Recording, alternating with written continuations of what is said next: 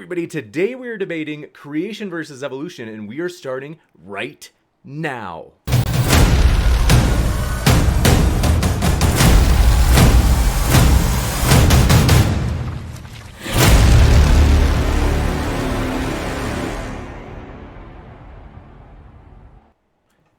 Ladies and gentlemen, thrilled to have you here for another epic debate. This is going to be a fun one, folks, as today we are debating a classic on this channel, creation versus evolution. And want to say, if it's your first time here, consider hitting that subscribe button, as we have many more debates to come. So for example, this coming Wednesday, we are very excited as Sal will be debating against Dan, a professor in biology, and Erica will be co-moderating with me. So that should be exciting, and the thumbnail is there in the bottom right corner of your screen for that. Well, let me let you know as well, no matter what side you are on all of these issues, we have debates on science, religion, politics, and all of the other controversies out there. We want to let you know, no matter what walk of life you're from, we really do hope you feel welcome. And with that, let's get into the details of today's debate. Very excited, as today it's going to be a tag team debate. Each side will get a roughly 12 to 15 minutes split, where they'll get to make their case at the front, and then we'll go into open conversation followed by Q&A. If you happen to have a question, feel free to fire it into the old live chat, and if you tag me with @ModernDayDebate, it makes it easier for me to get every single question in that Q&A list. Super Chat is also an option, in which case you can make not only a question for one of the speakers during the Q&A, but also a comment, and of course they would get a chance to respond, and we ask that you be your regular friendly selves, whether it be a question or a comment. And last thing before we get rolling here, want to mention all of the speakers I have linked in the description, so that way if you're listening, folks, and you're like, I like that, I want more, you can hear plenty more by clicking on those links. With that, we are going to get started, as our special creation team is going to get the ball rolling. So, want to say first though, before we officially start, thank you all we really appreciate all of you guys being here, standing for truth, as well as, I think, in case someone turned off their camera, if you're able to turn it back on, just because it scrambles the picture on me if you turn it off, let's see, we have, let me see what I'm going to readjust it here, give me 2 seconds. So, as you see, from left to right, you see Standing for Truth, as well as, I'm going to move John back into his spot, and then J.L. Warren, who is stepping in today for Fight the Flat Earth. We hope Fight the Flat Earth feels better, as he's not feeling too hot today. And want to say, Standing for Truth, and John, and team, and J.L. Warren, thanks for being here, all four of you gentlemen. Thank you for having us. My pleasure, James. Always a great time. Absolutely. And with that, we'll let you get the ball rolling, Standing for Truth, and John. John, go ahead, brother. Right up. Appreciate you guys coming out for this. James, I need to share a doc with you. Gotcha. All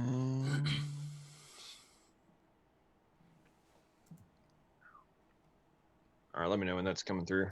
Absolutely. It's clear as day. All right. All right, everybody, thanks so much for coming out for this very interesting conversation on creation versus evolution. Now, obviously, this debate will go in many directions, but before we even get to the fallacies of Darwinism, we must address what I argue makes the entire premise of evolution fruit of a poison tree, and that is abiogenesis through chemical evolution.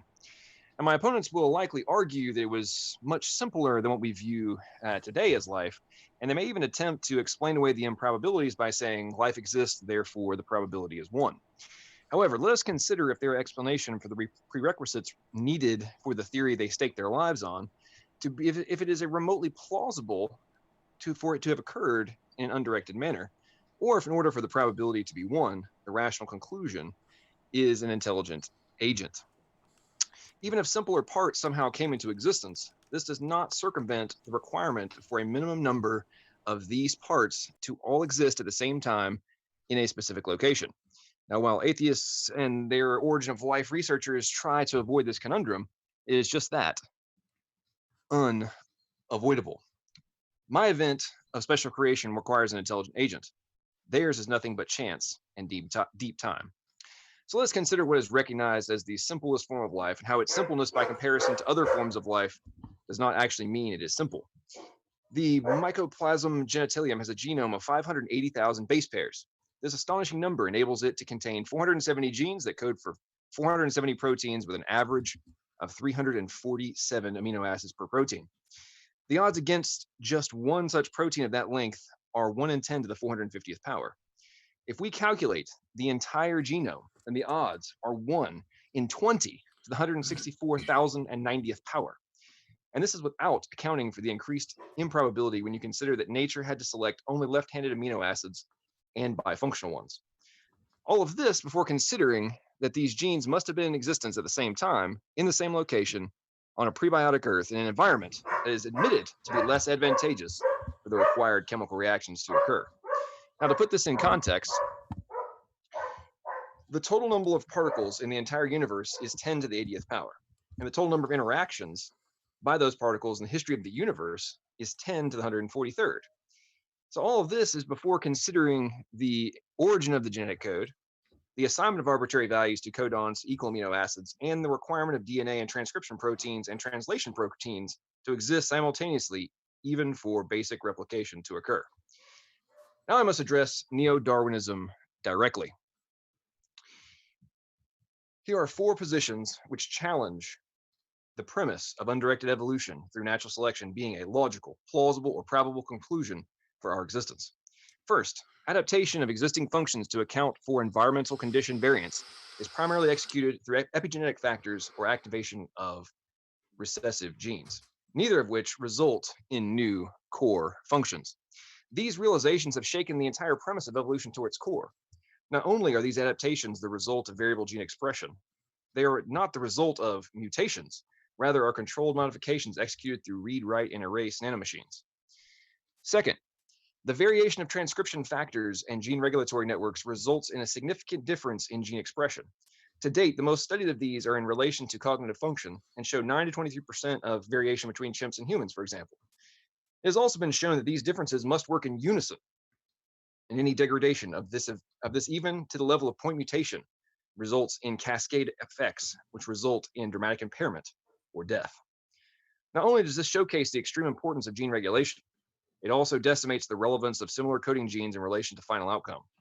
Moreover, the significant differences in non-coding regions of the genome become apparent for things ranging from introns, retrotransposons, enhancers, and promoters, to name a few, almost all of which have been dismissed by those against intelligent design. However, the discoveries made in the last decade have now made their relevance unavoidable. Third, it has now become apparent through structural biology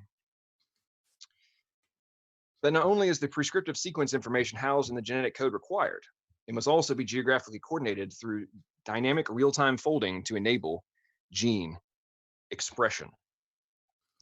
This applies to interchromosomal data transfer and gene regulation, which not only forces acceptance of physical gene locations being vital, it also decimates the relevance of similar sequences existing in another organism, but housed in completely different physical locations.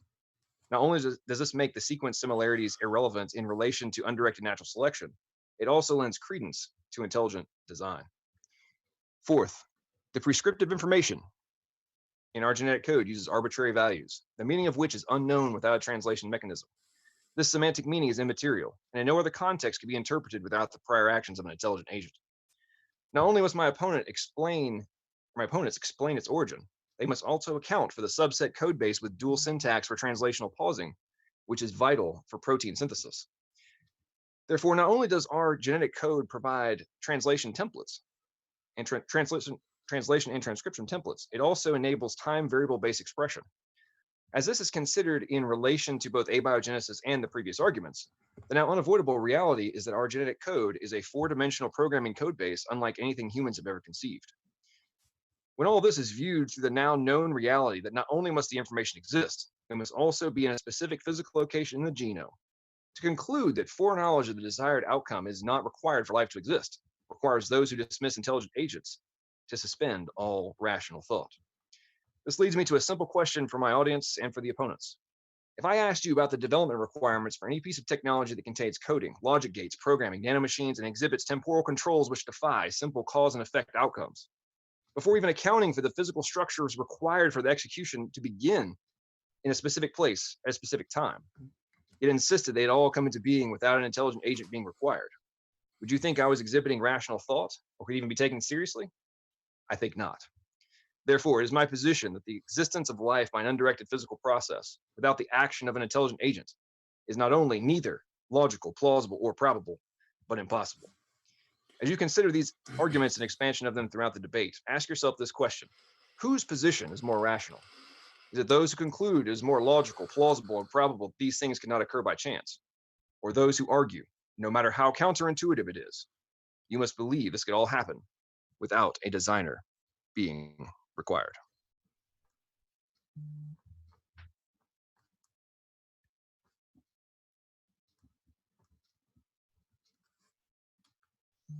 Awesome. Thanks so much there, James. Let me get my presentation here. Thank you, John. Let's get it all set up here. So it looks like John went just at the 7-minute mark. This shouldn't take me any more than 7 minutes. So I'll set my timer here. Actually, before I do, thanks so much for doing this debate, guys.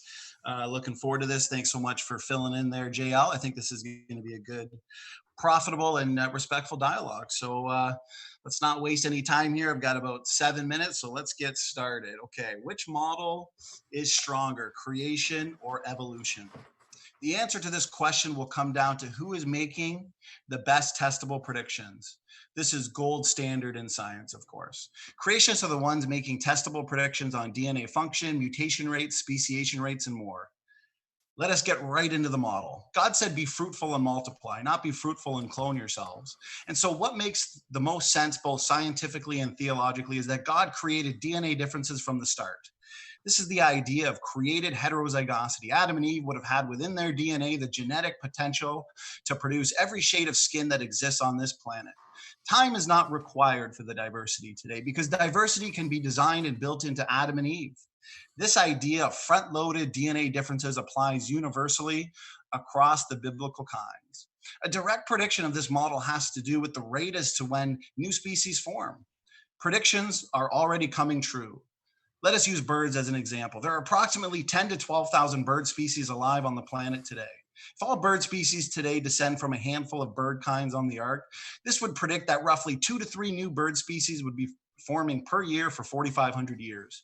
Now, evolutionists would have us believe that birds today descend from theropod dinosaurs roughly 35 to 65 million years ago.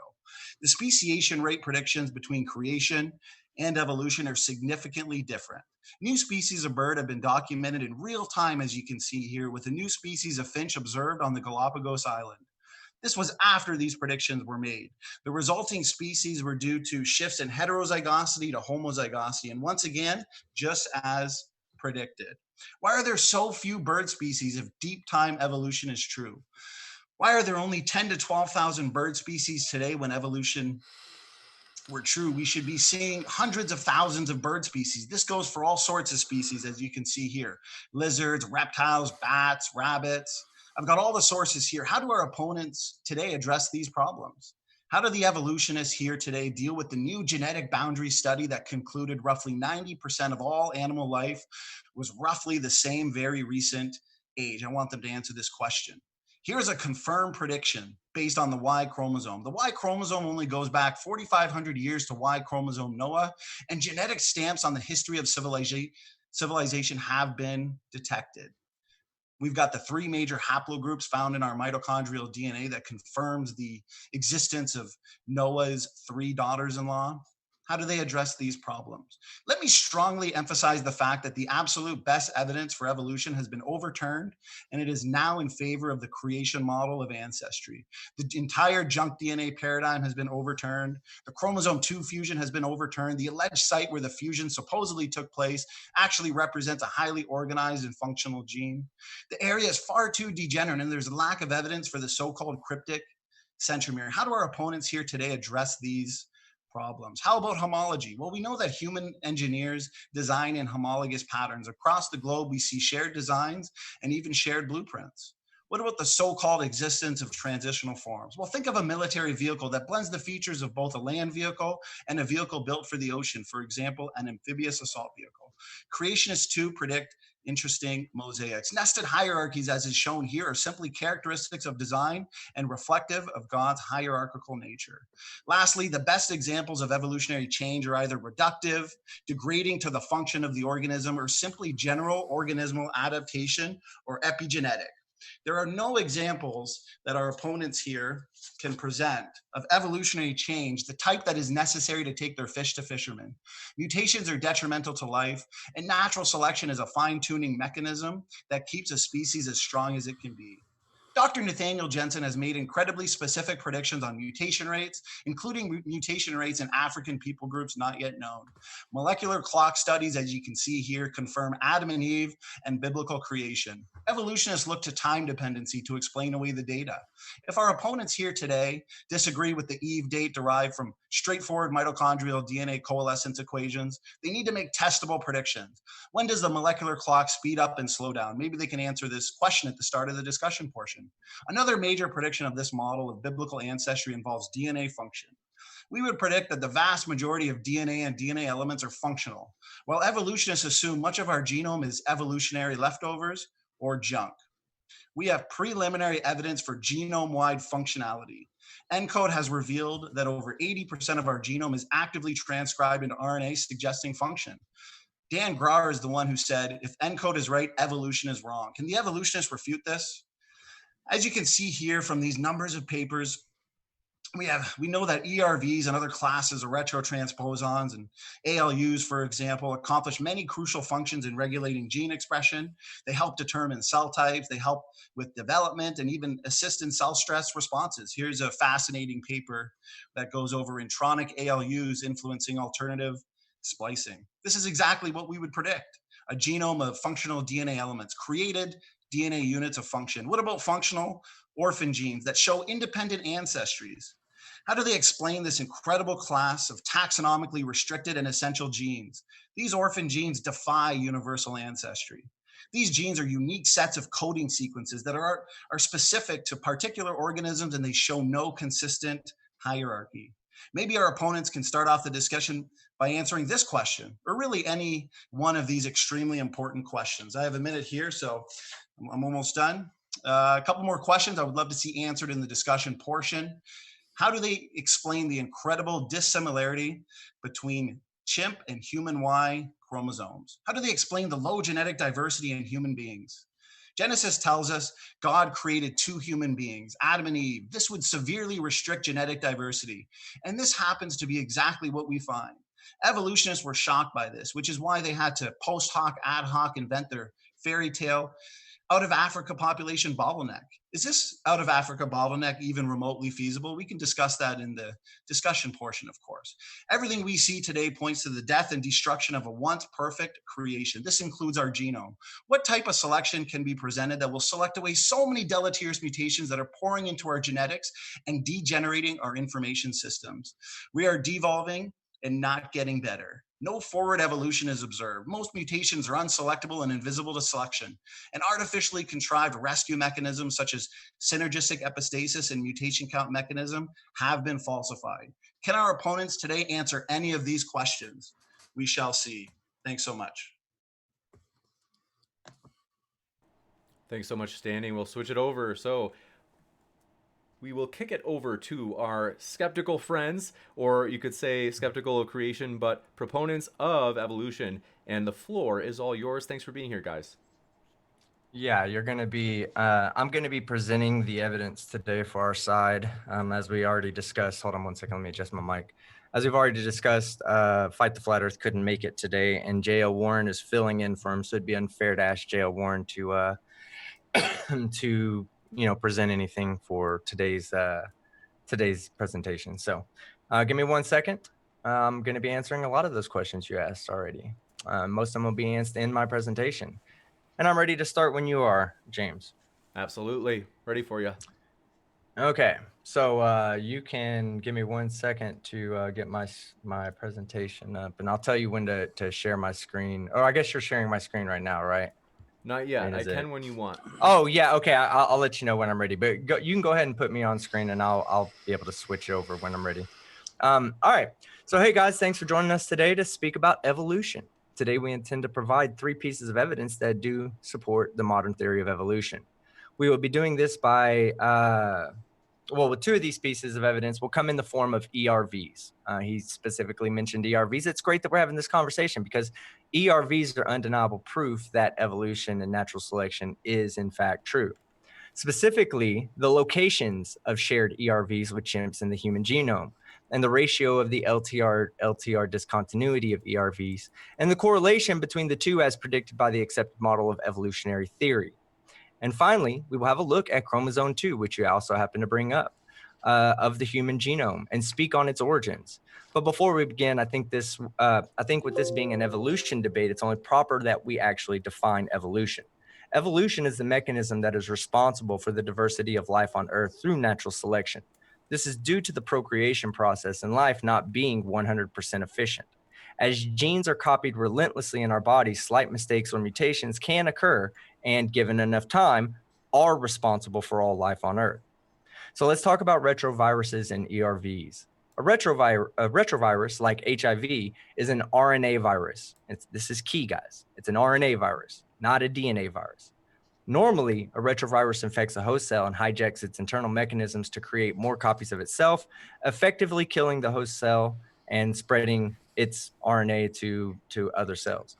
Every so often, a retrovirus can infect a sperm or egg cell, though. This results in the virus becoming inactive. However, the viral RNA, which is converted to DNA, will become part of the host cell's genome and will be passed on to future generations.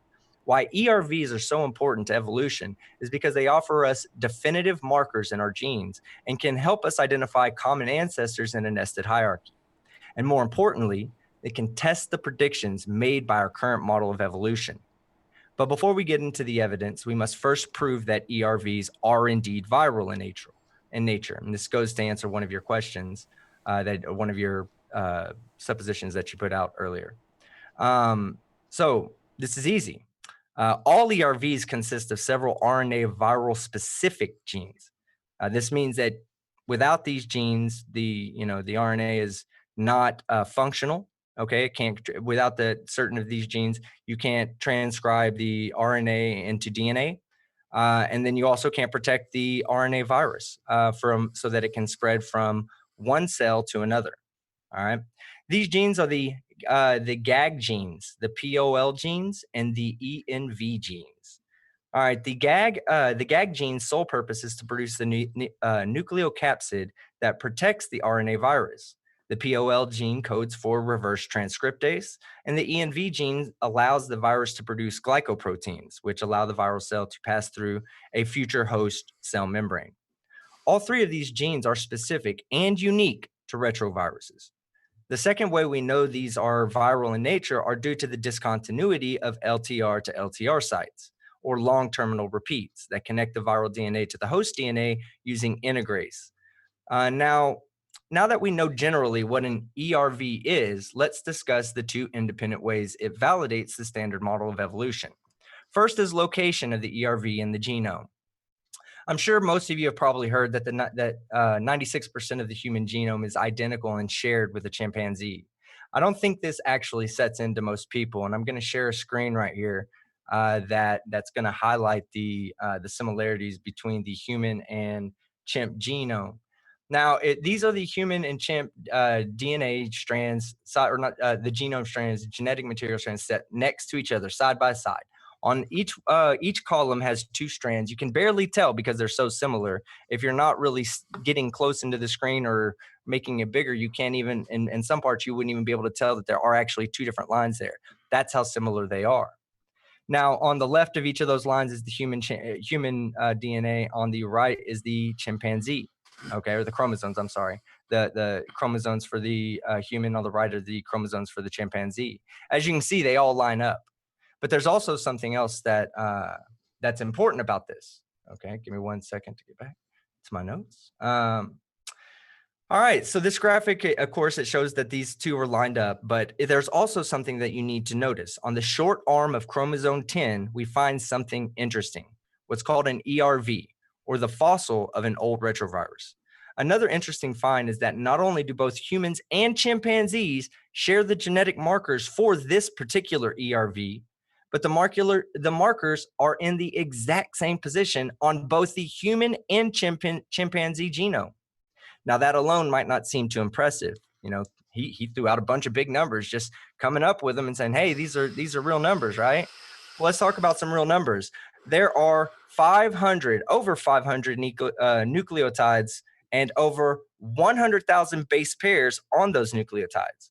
This gives, at minimum, a 1 in 50 million chance that two identical ERVs place themselves in identical spots on two separate species chromosomes.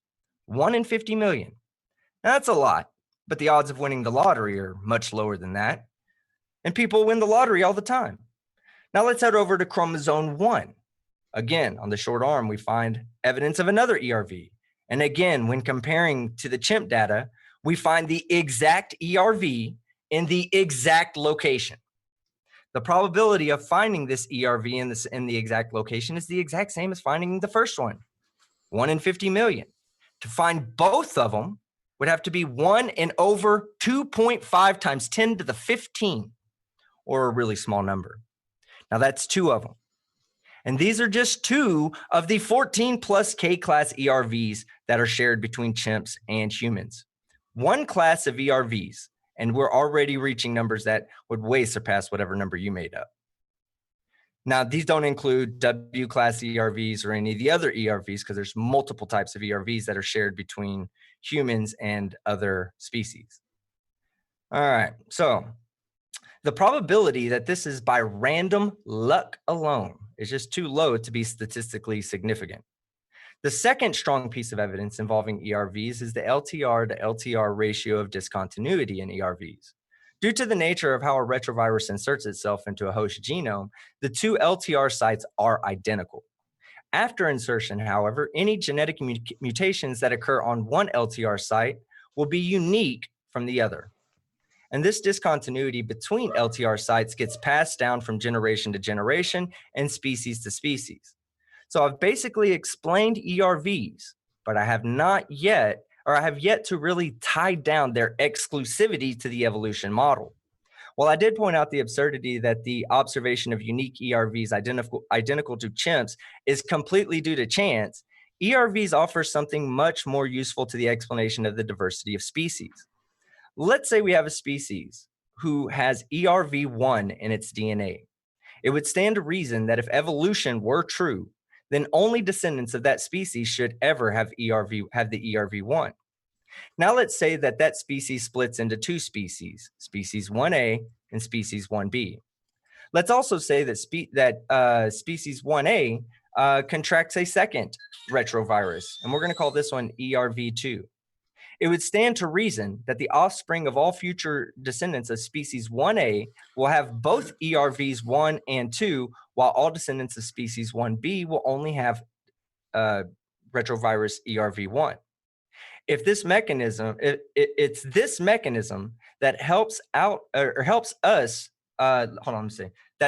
design independent nested hierarchies that at all levels appear to be consistent with the nested hierarchies established well before the science of genetics was born. As far as LTR to LTR discontinuity, as previously stated, the LTR sites are identical at the original insertion of the retroviral DNA into the host genome. And given time, random mutations will occur at one LTR site that is not present at the other LTR site. Given more and more time, more and more discontinuity should occur between each LTR site of an individual ERV. These 2 pieces of evidence, because they give the model of evolution, through natural selection falsifiability, give the model of evolution through natural. Because these, I'm reading from a script right now. They're great pieces of evidence because they give the model of evolution through natural selection falsifiability. Because these pieces of evidence make predictions which we can test today using modern technology. Now, I do want to keep in mind something. The original tree of life, was well before the discovery of genetics and DNA. So the fact that the data coming out from new science is consistent with the predictions made from old science stands as a strong indicator that the old science was indeed right as well. Let's see, one instance of this violation, or I'm sorry, the first prediction is this. If ERVs are genetically passed on to only future offspring of a previously infected species, then finding a common ERV in a species that does not share a common ancestor, while not finding that same ERV in a species that has a more recent common ancestor, would violate that. One instance of this, in fact, would destroy the evolutionary model. That's all you have to do. Prove me wrong. Find one ERV that I do not find in a common ancestor that I do find in something that we don't share a common ancestor with, that, based on time, because we all have one common ancestor. So based on time, you find a violation of this, and you should be able to violate the evolutionary model. The second prediction made is that of LTR to LTR discontinuity. Since the ratio of discontinuity is a function of time, ERVs that are inserted into common ancestors much further back in our history will have a greater LTR to LTR discontinuity ratio than ERVs that are much more recent. And according to Dangle, in a paper published in 1995, the degree of LTR to LTR discontinuity is proportional to the degree of taxonomic separation of the species that share the ERV. Now, what really defines this evidence to be a killer is that both of these predictions are made by an independent mechanism. The ERV insertion location is completely independent of the random mutations at the LTR sites. Yet both of these events can be predicted by the understanding of speciation through natural selection and verified with modern technology. The key point to take away from these two pieces of evidence is that random chance alone cannot explain these observations, while the mechanisms of evolution perfectly predict them. The third and probably most damaging piece of evidence against creationism or anti-evolutionism is the second chromosome of the human body. See, humans have 46 chromosomes, 23 from mom, 23 from dad. A couple of creationists, may have an extra one, but that's besides the point. The three primates that most closely relate to humans all have 48 chromosomes. Now, if the model of evolution and nested hierarchies are to be correct, then this missing chromosome needs to be explained. It could not have just been lost, as that would have been lethal to our species, leaving us with just two possibilities. Either our common ancestor had 46 chromosomes and the others gained 2 chromosomes, or the most likely option was that we originally had 48 chromosomes due to the fact that the other 3 primates have 48 chromosomes, and the human lineage lost 2 as a result of some other mechanism. In this case, it would be fused chromosomes. All right, so we actually have 48 chromosomes, or there's 48 chimp chromosomes in us, but 2 of them are fused together to give us 46 total. Now, this explanation cannot be regarded as nothing more than this explanation can be regarded as nothing more than an ad hoc explanation to fill in the gaps. I'm sure creationists surely shouldn't have a problem with that, since God of the gaps is essentially their entire argument. But in the interest of intellectual honesty and integrity, I will posit that if this observation cannot be scientifically explained and backed with evidence, then evolution is wrong. Bottom line. And sure enough, scientists were able to prove that the human chromosome 2 has telomeres and centromeres where they do not belong, suggesting that the the 2 chromosomes fuse together to form one. Now, not only did they find the individual human chromosome that this took place in, being chromosome 2, but they could also identify which chimpanzee chromosome was the one that it fused with, chromosome 13, resulting in the human lineage losing a chromosome pair and passing that on to future generations. Creationists currently have no explanation at all for the fusing of this chromosome and the genetic passing of these mutations on to their offspring, while the evolutionary model perfectly and eloquently describes and predicts these events.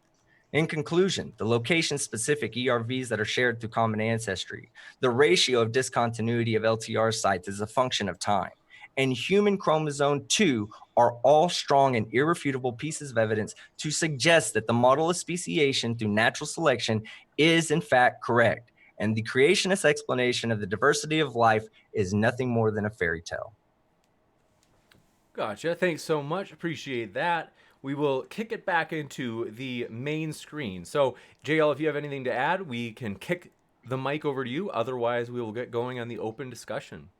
Actually, team presented the excellent evidence, and it's exactly where I would have stood. So I'm ready to go when you guys are. You bet. Awesome. All right, floor is yours, guys. Okay, I think I'll start here. I appreciate that opening, Team Skeptic. That was well done.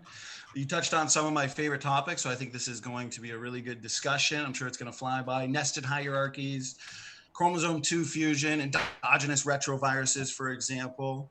I'll give a quick rebuttal and then I'll follow it up with a question. So as I kind of pointed out in my opening, nested hierarchies in general, say in DNA anatomy and physiology, are also expected by creationists based on the design model. Therefore, when it comes to the endogenous retroviruses and the retrotransposons, the question we need to ask ourselves is, what are retrotransposons? Are they really the leftover remnants of viral infections in our DNA? And I know you pointed to the POL gene, the GAG, the ENV, for example. So they do have similarities to RNA viruses, of course, but evolutionists, they've assumed the former. And this is because, as you've pointed out, and I agree, they bear strong similarities to actual viruses. So that would actually predict that these sequences are, for the most part, non-functional evolutionary leftovers. But according to our model, Hold on. Can I ask you a question before you move on to the next part? Because I do have a question about that specific topic. What would be the function of the POL and the GAG gene before, if they were not viral in nature? Well, I can directly answer that DNA. on the GAG gene. For retrotransposons, it actually acts as a security passcode to get it to move into new locations through portals and such. It's well documented in different uses of the GAG gene. So I'm not really sure what your point is on that. Can you give me demonstratable? Can you give me a notation on that? I do have notations for everything. Actually, if I could jump in real quick, I put about 12 technical papers in my opening suggesting that these endogenous retroviruses and the other classes of retrotransposons accomplish many crucial functions, and just to name a few of, and I can screen share the papers again, but for example, regulating gene expression, differentiation, and development. And what's fascinating actually is many of these retrotransposons, they have the start sequence for many different genes, especially genes in the brain. So these jumping genes, they can actually jump around the genome, turning on and off genes performing functional roles. So my question to you, and you can take as much time as you need to answer it, would you have a technical paper, a peer-reviewed technical paper that can show any one of these classes of retrotransposons, including the endogenous retroviruses, going from non-functional to something extremely functional in our genome, for example, in determining cell types and the number of other functional roles? Because that's what we would predict, that they are functional DNA elements, and that's exactly what we find to be true. Take your time to answer it, and I'll screen share the papers as well. So take your time.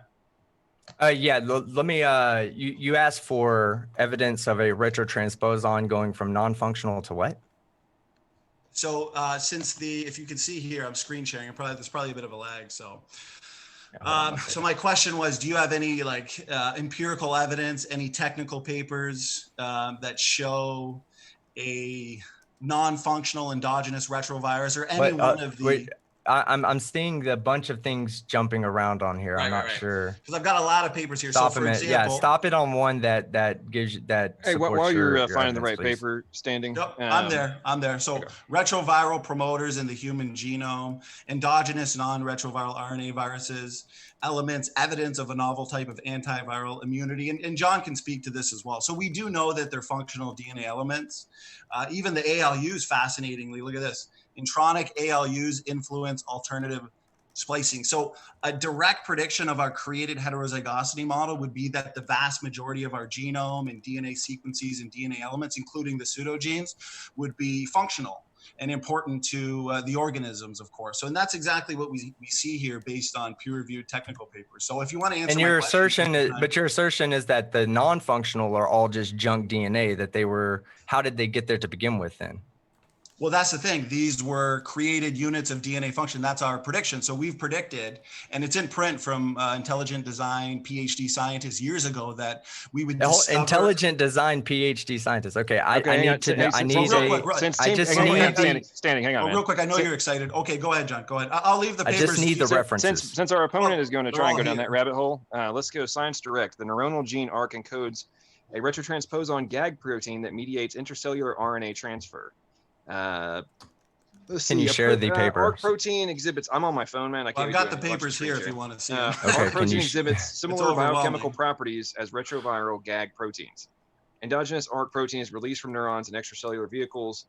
ARC EVs and capsids can mediate intercellular transfer of ARC mRNA in neurons. That's just one example. There's plenty of those, and that's directly from Science Direct. Okay, and these are transcribed from ERVs, from the components of an ERV, or just components that are similar to components that are in ERVs. See, I don't know because you're not providing me with any information. You're just reading it over a cell. Themselves that have. Can you not share the link to that so I can see what you're actually reading? Okay, so are you going to listen to what I just said, which is my computer crashed. I'm doing this from my freaking phone right now. I can't be doing a bunch of... Well, if he could just answer the question, then we can, But the point I'm making is on what he's saying right now. I'll answer your question in a second. You're trying to argue that we're not being able to counter this. You specifically used the GAG protein as a specific example, trying to play a gotcha moment. And I am responding with a specific use of the GAG protein for retrotransposons and the retroviral elements that it is as functional, that you just used as evidence for it not being evidence in our favor. So I'm not really sure how you're reaching that conclusion. If I can I jump in there and get a little clarification on something real quick? Of course. Go ahead, JL. So real quick, I'm just kind of curious. What about this process are you questioning that is allowing for the insertion of a creator or a designer in order to explain the mechanism of what you're saying?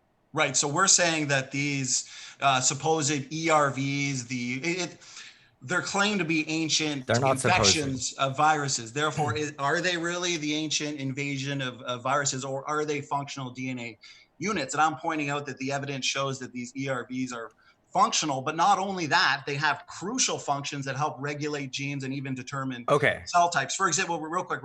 For example, I have a paper here that says, far from being junk DNA, and this is in peer-reviewed journals, the pervasive retrotransposons that populate the genome, and no one's disagreeing that we find these retrotransposons in our genome, but it says they have a powerful capacity to influence genes and chromatin. So my question is, do you have any evidence that suggests that these are not functional units of DNA function? Yeah, there is no need outside of a fucking RNA. There's no need to have any transcriptase, right?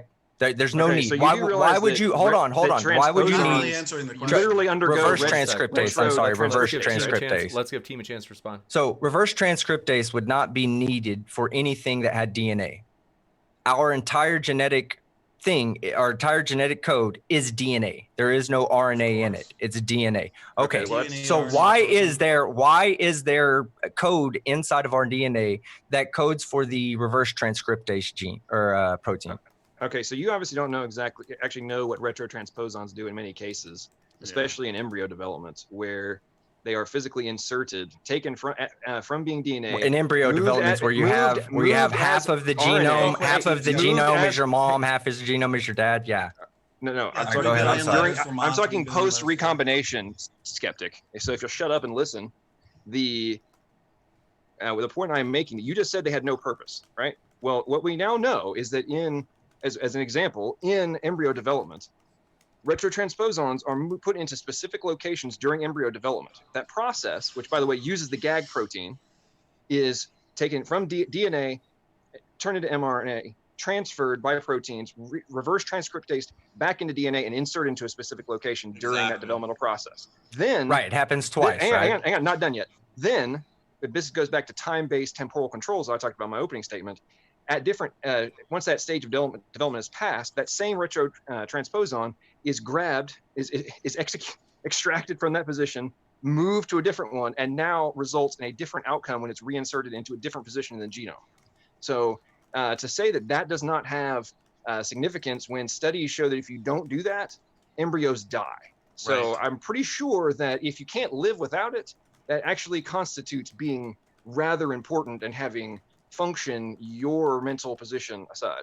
Actually, and real quick, I just want to make a quick point without being interrupted, and then TeamSkeptic, take as much time go as ahead. you I'm need. sorry. No, that's okay. That's okay. It's a good discussion, and you've brought up some good lines of evidence. Hopefully, we can move on to the fusion after this, but this topic deserves No, we're not done yet with this. heavy discussion. So, no, we can talk about this all day. So our point is that, you know, many of these so-called ancient viral infections are actually very good for us. So these retrotransposons, they're jumping around the genome, they're turning on and off various types of genes. Now, as John was kind of iterating regarding embryological development, there's a class of retrotransposons in the mouse embryo, okay, that when you deactivate it, the mouse embryo will develop and then it stops. Well, the question is why? It's because it depends on the function of these retrotransposons, which the evolutionists have always assumed was junk. So if these are incredibly important to our DNA, and you're saying that they're nothing more than ancient viral infections millions of years ago, were these mice just not having children until they got that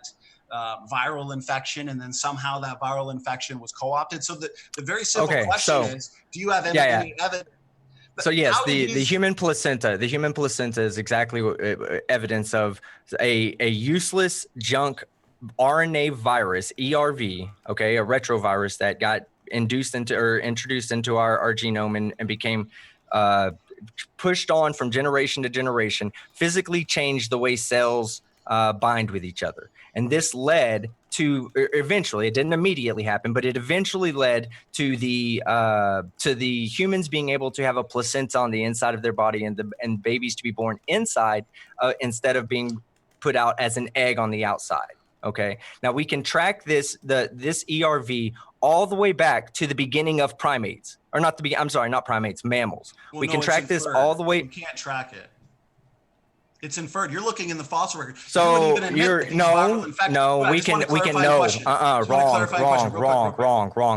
go into the genetic. No, we can find this. We can find this ERV in the genetic.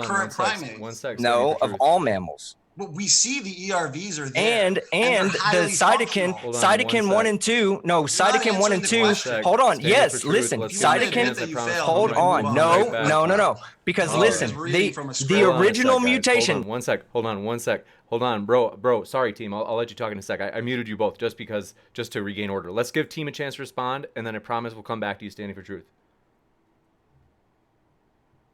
Interrupt. Go ahead. Yeah. So the actual mammals, we don't even, as humans, we don't even use that mutation anymore anyway. We've already gone beyond that to cytokine 1 and 2 proteins that we use for our placenta. So yes, we've continued to mutate away from that original mutation that was because of the ERV. And we can track that ERV across all mammalian species, not just primates. Okay, here, let me respond real quick. So you can track through genome sequencing, you can track the patterns regarding these ALUs, the ERVs, the retrotransposons. Yes, they do form nested hierarchical patterns. Therefore, are they there by design or ancestry? So we're pointing out that these ERVs specifically, if you want to focus on that, they accomplish extremely crucial functions in regulating gene expression, differentiation, and development. And this is seen across the entire animal kingdom, for example. So you're assuming that they are the result of ancient viral infections. And we're pointing out, no, these are functional DNA elements. And we're listing off function after function after function in paper after paper after paper. So our question to you is, do you have a technical paper you can screen share that could show us a non-functional endogenous retrovirus or any one of these classes of retrotransposons going from non-functional to something extremely functional in our genome? Can you provide that? Actually, if I can jump in there real quick, because there's a problem with the line of reasoning that you're going down, because what you're asking him for would not be evidence to support the insertion of a creator into the argument. So whether it exists or not is still not evidence to put a designer or any kind of creator in that fashion, an external, influence. It still would not be evidence for that, and that's where you're coming from.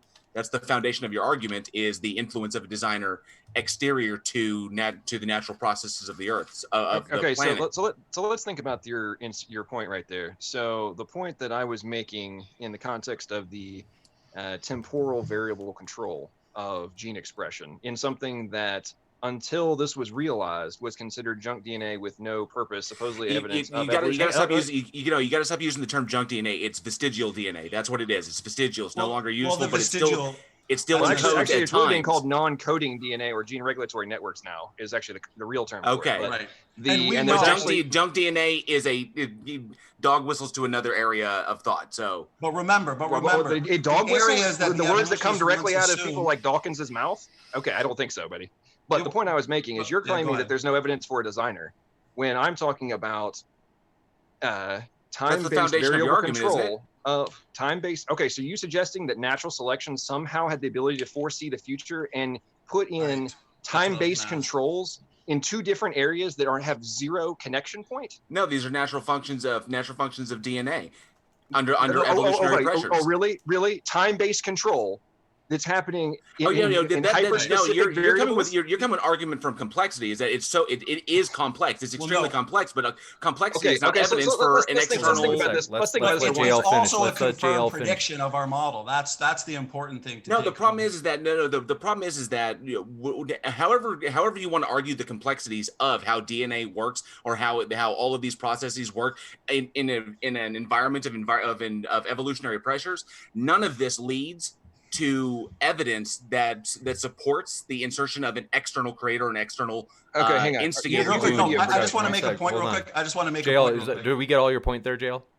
Yeah, go ahead. Okay, so it's not just an argument from complexity. It's also an argument from the fact that we're making testable predictions. The gold standard of science is making testable predictions.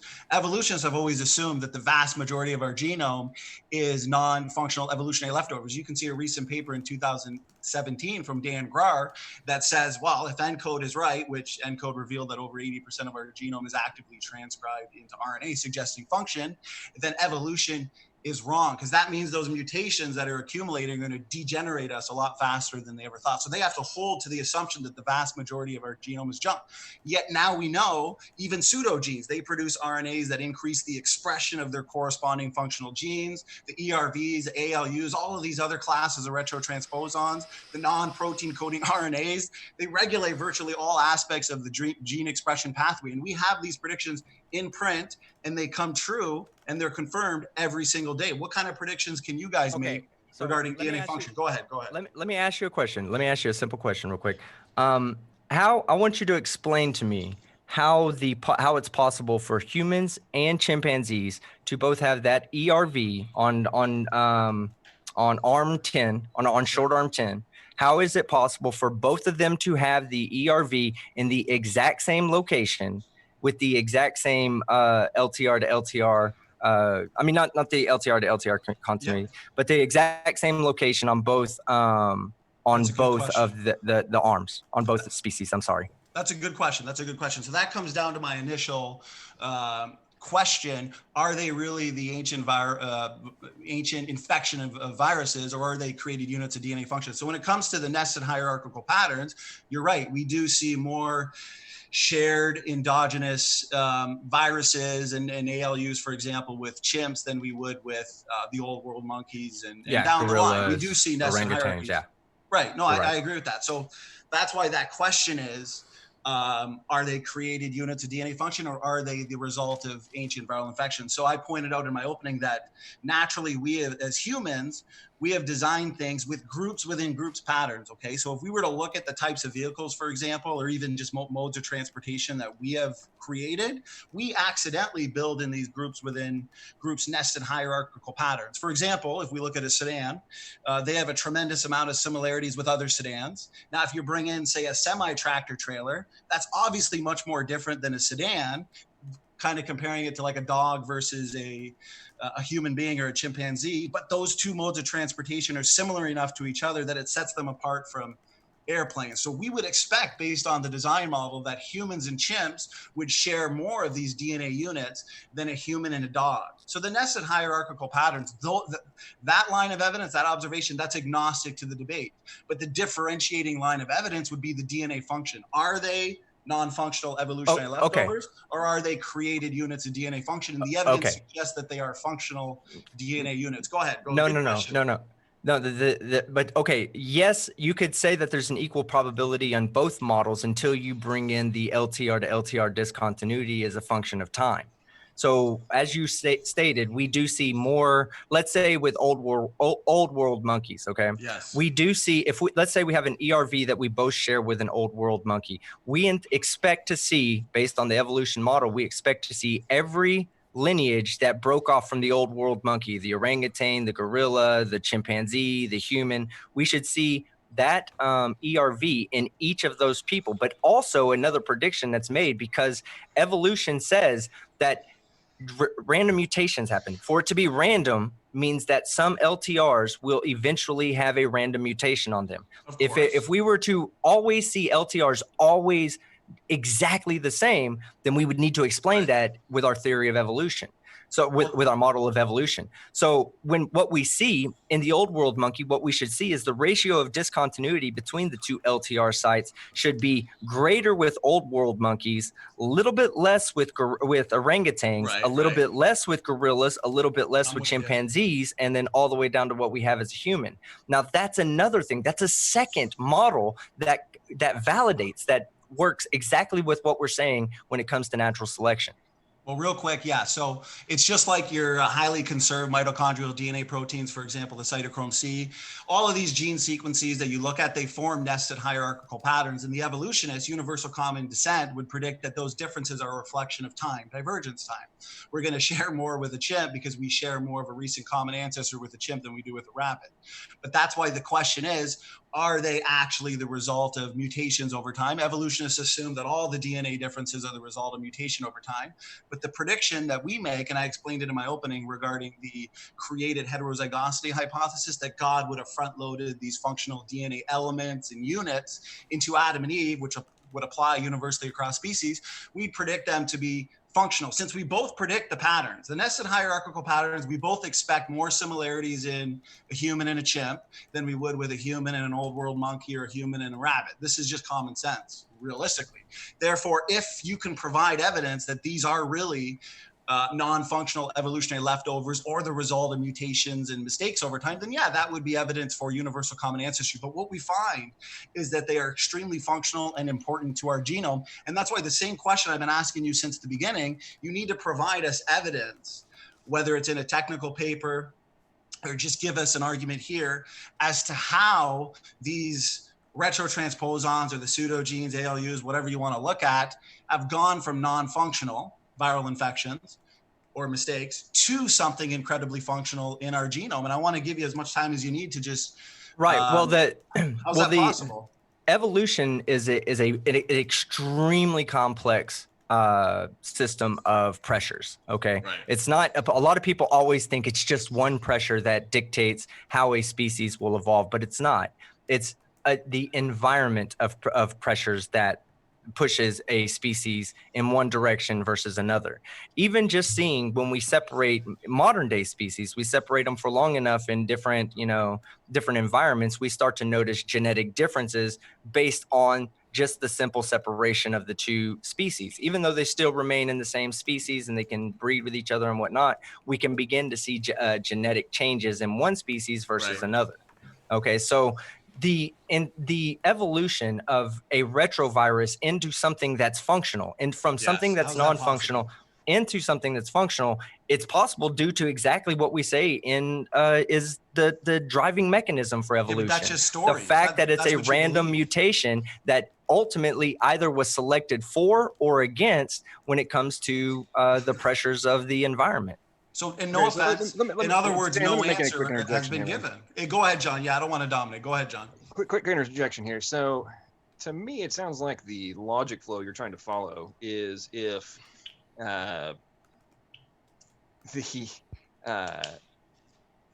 what's a story? Tom Brady and his wife before he got married to his wife, you tried to have sex with her and she refused. Then she goes and reproduces with Tom Brady, and then all of their people stay and only procreate with NFL players and former Victoria's Secret models. And then you fast forward down, and now, oh my goodness, we're seeing some differences in these people. Does that mean that they are now examples of evolution, or are they still humans that are now having existing functions expressed in a different variation? Right. Good Okay. point. And because that's exactly what's So- happening, and that is also exactly what is occurring in what you're trying to explain as evolution.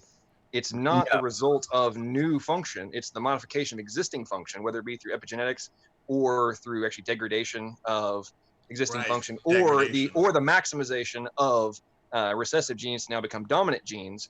This isn't some kind of whole new organism coming into play. We're talking about variations within existing functionality. Right. Which is Right. That's like saying if you went and did some drag and drop on some software and you turned on Okay, a so- function that you had deactivated, now you're going to say that's evolution. Come on now. or Okay. okay. Go So ahead. here's what we say. All right, we say we have a idea, a concept, a model. Okay, and this model will give us predictions that we can test. And here's what our model says: random mutations are going to happen, and these mutations will be passed on through sexual through genetics, through the Right. passing of procreation. Okay, so we can take just those two concepts and begin to test theories out, begin to test our data to see if it matches what our theory And says. how is that hypothetical tested? How is that actually being accomplished? Is there any Because Okay, we're sort of- so hang on, do hang you on. we're showing how understand? it can be Okay, tested. Are do there you any are there understand? any Listen, algorithmic assumptions being made? listen. Do you understand that when a retrovirus, when the ERV inserts itself, that the LTR sites on each You're side will be assuming the identical? insertion, though. Hold on. No, wrong. So you You're don't incorrect. see. Hold on. Oh, HIV is a fucking retrovirus. It inserts itself into our DNA. This is not something new to us. You do understand that the LTR sites on both sides are identical, correct? When they're inserted. Well, They that's a have to bad be. example because HIV So, exists in all primates, hold but on. it doesn't You exist say in all that humans. So it's you're actually saying bad that evidence to no, bring you're up. saying that the LTR is an assumption I'm making, that the retrovirus is inserting itself into the DNA. This is not an assumption that I'm making. This me is make a point. absolutely Okay. genetic fact. Hold Let me on. make a- Do Well, I you wanna make a agree point or about what you're disagree? saying about Hold the- on. Do you agree or disagree that the LTR sites on both sides of the insertion of a retrovirus are identical? That's the first thing I want to ask you. Yes or no? Sure, it doesn't matter if they're Okay, identical great, or not because great. that doesn't Yes, answer it does. the question. No, it Absolutely doesn't. fucking does. Because retroviruses are nothing new to us. Okay, they've been going on for millions and millions and millions of years, and we see it in our Another assumption. DNA. We've never seen That's fine. a You can viral say infection. that's That's why fine. they're called That's fine. ancient viral That's infections, fine because that they're you said don't to want to have happened accept millions it. of years ago. That's fine that you don't want to accept it, but we see it in our genetics, and I've you're going been to have to trying to ask you explain the it same question other than to since the say, beginning. right, hold And you on. haven't answered I- it. Hold on, then let's walk through the we'll come right back logic. to you, Phil. I've started by asking you first off if the LTR sites were the same on each side of a retrovirus, and you began to say, how do we even know that retroviruses are inserted? That is intellectual dishonesty at its finest, because we know for a fact that retroviruses do exist and they do insert themselves into the human genome. Okay, that's how they fucking that's how they expand and go from Here's the thing cell is to the cell. retrovirus. Well, real quick, let me say the thing is the retroviruses themselves could have originated from within the host genome instead of invading it from the outside, because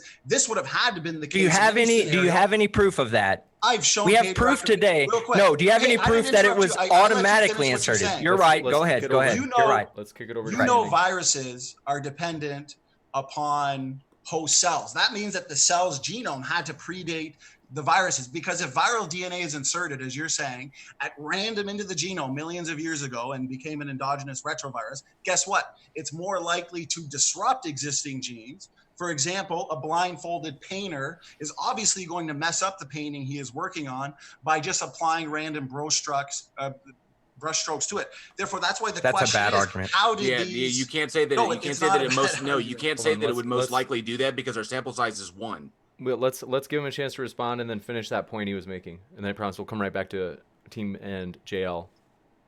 Right. So my question is very simple. We both expect the nested hierarchical patterns and the similarities, okay? We predict that these are functional DNA elements important to our genetics. And that's exactly what we find, that they're important in regulating gene expression. They're important in the gastrointestinal tract. I mean, I provided about 15 papers. Here's a question. All of that is predicted by natural selection. Okay, well, real quick, I don't Hey, want to. team, how about you shut your mouth and let us actually Hold talk? on. You've been dropping I've got F-bombs. it. How about you I've got shut it, up, John. man? Yeah, here, I'm going to ask a quick question. I want you to actually answer Fuck this, off. okay? So if we're looking at something like a DNA unit that's not consistent with a hierarchy, it's a question I asked in my opening regarding orphan genes, because there's a huge problem for your model here of animal origins, is the fact that these novel DNA sequences that are highly functional exist. And guess what? They're unique traits that are associated with and appear suddenly and fully functional without any real trace of evolutionary ancestry. I asked this question to Conspiracy Cats in a debate the other day, and unfortunately no response from him. Do you have an explanation for these? Oh, he responded to you. He responded to you, and you ran from his. You ran from his 57 independent studies that he gave you of a volume of the ocean. I saw that. No, actually, So, I pointed out the incredible yeah, assumptions. you didn't. Hey, let's not argue over somebody else's debate. How about you answer the question? One sec. You're going to get back Hold to on, mine. one sec, guys. Hold on. I was making a point when he started getting away from the point, and I'm going to bring it back to the point. All right. Evolution predicts that, first off, evolution doesn't predict that the LTR sites are going to be identical. That is how genetics works. That's how a retrovirus inserts itself into our DNA. So the LTR sites at insertion they have to be identical. There's no arguing that. They have to be. It wouldn't fit in if it didn't. It would result in a damaged DNA and it wouldn't work. So it has to be original. Now, all I'm saying is, I'm not saying let's go look at the data and make up how this happened looking at the data. I'm saying let's talk about what evolution is, and let's go look at the data and see if it matches our evolutionary model or not. Now, what evolution says is that random mutations from the point of insertion moving forward in time, any random mutation on one LTR will be unique to that LTR. You won't see it on one LTR and then get it on the other. Okay? So evolution suggests that retroviruses that were inserted further back in time will have less of a discontinuity between the two LTR sites. And ones that are inserted further back will have more discontinuity between the LTR sites. And just like you guys were agreeing that in our hierarchy, it's humans, chimpanzees, gorillas, orangutans, old world monkeys, right? I believe that's how it is. Old world monkeys after orangutans. But then you should be able to go and look to see what the ratio of this discontinuity is and invalidate evolution based on just that. You should be able to go and do that, but you can't, because it matches up exactly with what we should say. We are going to go to Q&A soon. I'll give you a chance to respond, standing for truth, and then hopefully we'll hear just a bit more from JL, just to be sure that he's had plenty of time to contribute, as well as John. And so, yeah, go ahead, standing for truth. I'll make one last point and then let them take it over. So as I pointed out, the nested hierarchical patterns, the similarities in all of the biological world are expected on both sides. We build in homologous patterns. We also build in nested hierarchical patterns. And of course, since the creation event, mutations would occur. For one, mutations are degrading to the organism. So mutations are not going to take your fish to fisherman, but we would expect subtle differences in these sequences that could or could not reflect the nested hierarchical patterns. That's why I pointed out to a differentiating line of evidence, like the orphan genes, that are actually specific to particular organisms, and they're fully functional without any real trace of evolutionary history, and they're also inconsistent with any real hierarchy. So I was just looking for an answer to the orphan gene. So let me ask you a question. I want to bring up, you said that any mutation is going to result in a degradation of the gene. Is that correct? That's right. Okay. Well, that is incorrect, because the sickle cell anemia gene is I believe that's a remnant of a retrovirus. And sickle cell? Yeah, that's it's population specific to all ancestors from Africa. Sickle cell anemia is due to a broken protein, broken cell. That was caused by an ERV. It was caused by an ERV. Let me see.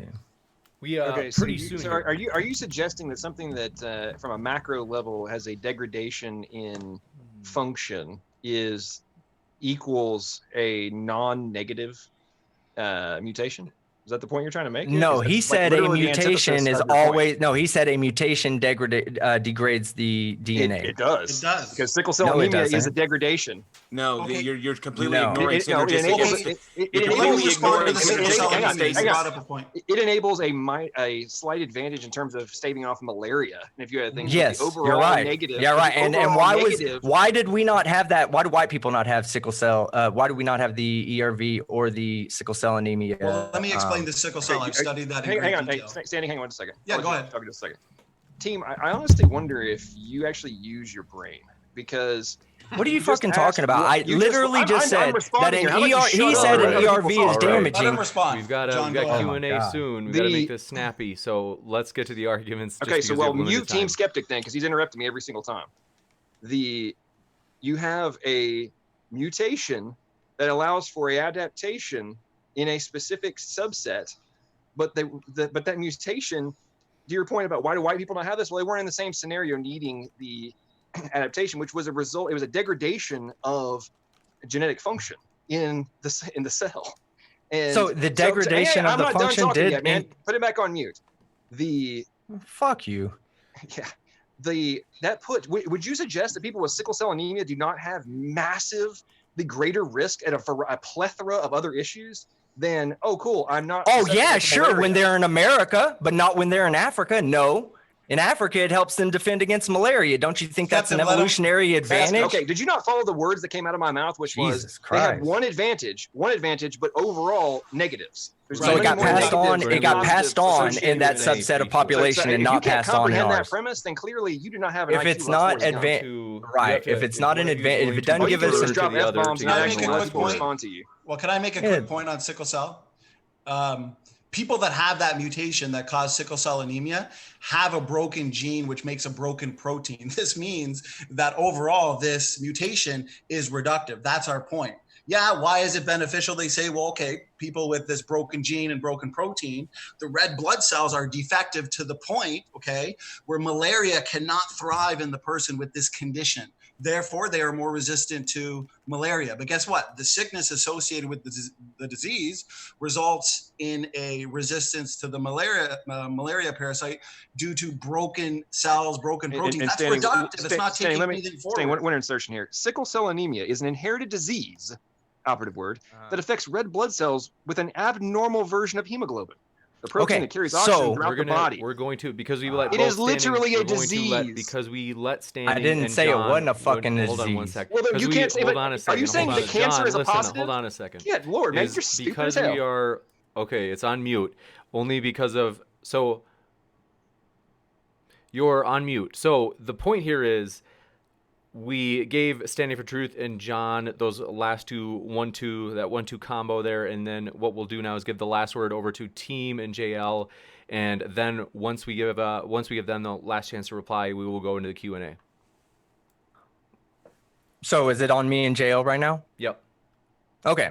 So the entire argument that, that God created us all this way, and this is why we see similar ERVs and primates, why we can go and track which primate is least like us based on all these genes. And we can just say, oh, well, God just did that.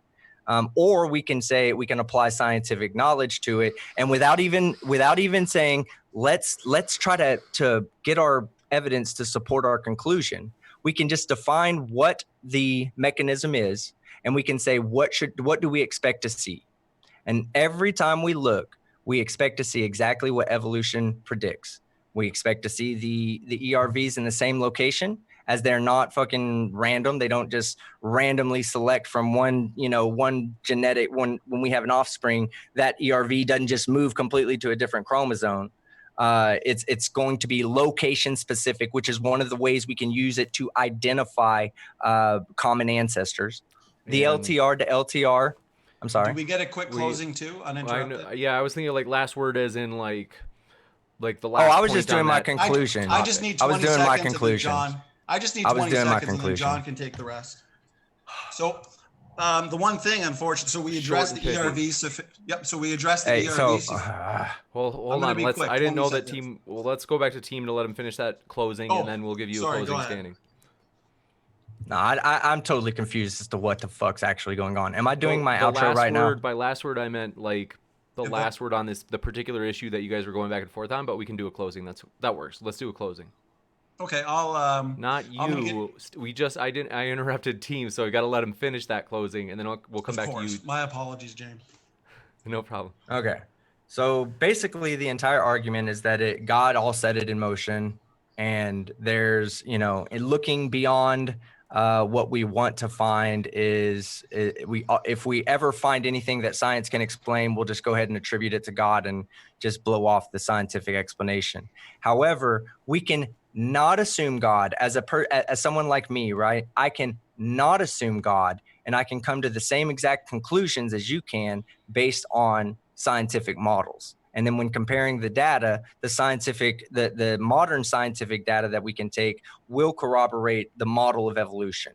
This is done with LTR to LTR ratio discontinuities, and it's done with the placement and location of ERVs. Two things that creationists will never be able to explain, no matter how hard they try. Well, okay, hold on. So sorry. I've done something wrong because now standing for truth would be both starting and ending, which is not good. So what we can do is I don't Dang even it, care I anymore. had I'm getting a fun. closing statement, James. Oh well, yeah.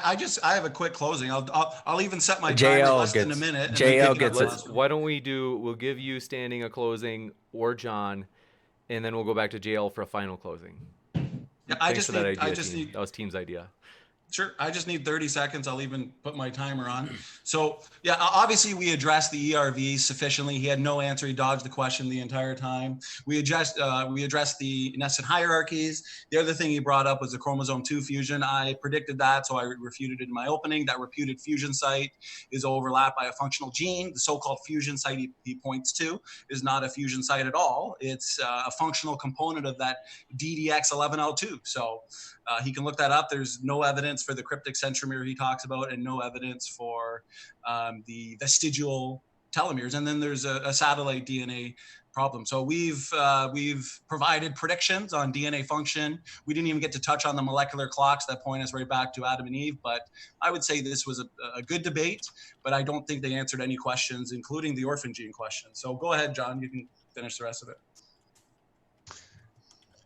I mean, obviously, TeamSkeptic has some serious anger issues and also a significant IQ problem, given the fact that he can't comprehend that something that is classified as a disease would not equal a degradation in genetic function versus a positive. I mean, that just how you can even come to that conclusion and then angrily defend it obviously speaks to his lack of rational thinking and inability to use his brain to actually contemplate whether or not this crap he's spewing actually has reasonable expectation, or if it's a fantasy fairy tale that gets told based on dramatic assumptions on, oh, we're going to track all this history and this lineage, but let's not talk about or tell people what the assumptions are in our algorithms that we're using to supposedly prove our evidence beyond all doubt. I find it so ironic how people who believe in intelligent design are accused of being the ones making things up when,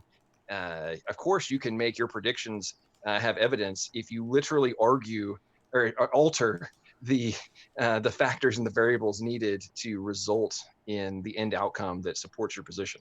So everybody, I'm going to be doing a after party over on my channel. Come over there and we'll discuss some of this stuff in more detail. We'll give Thanks the so last much, James.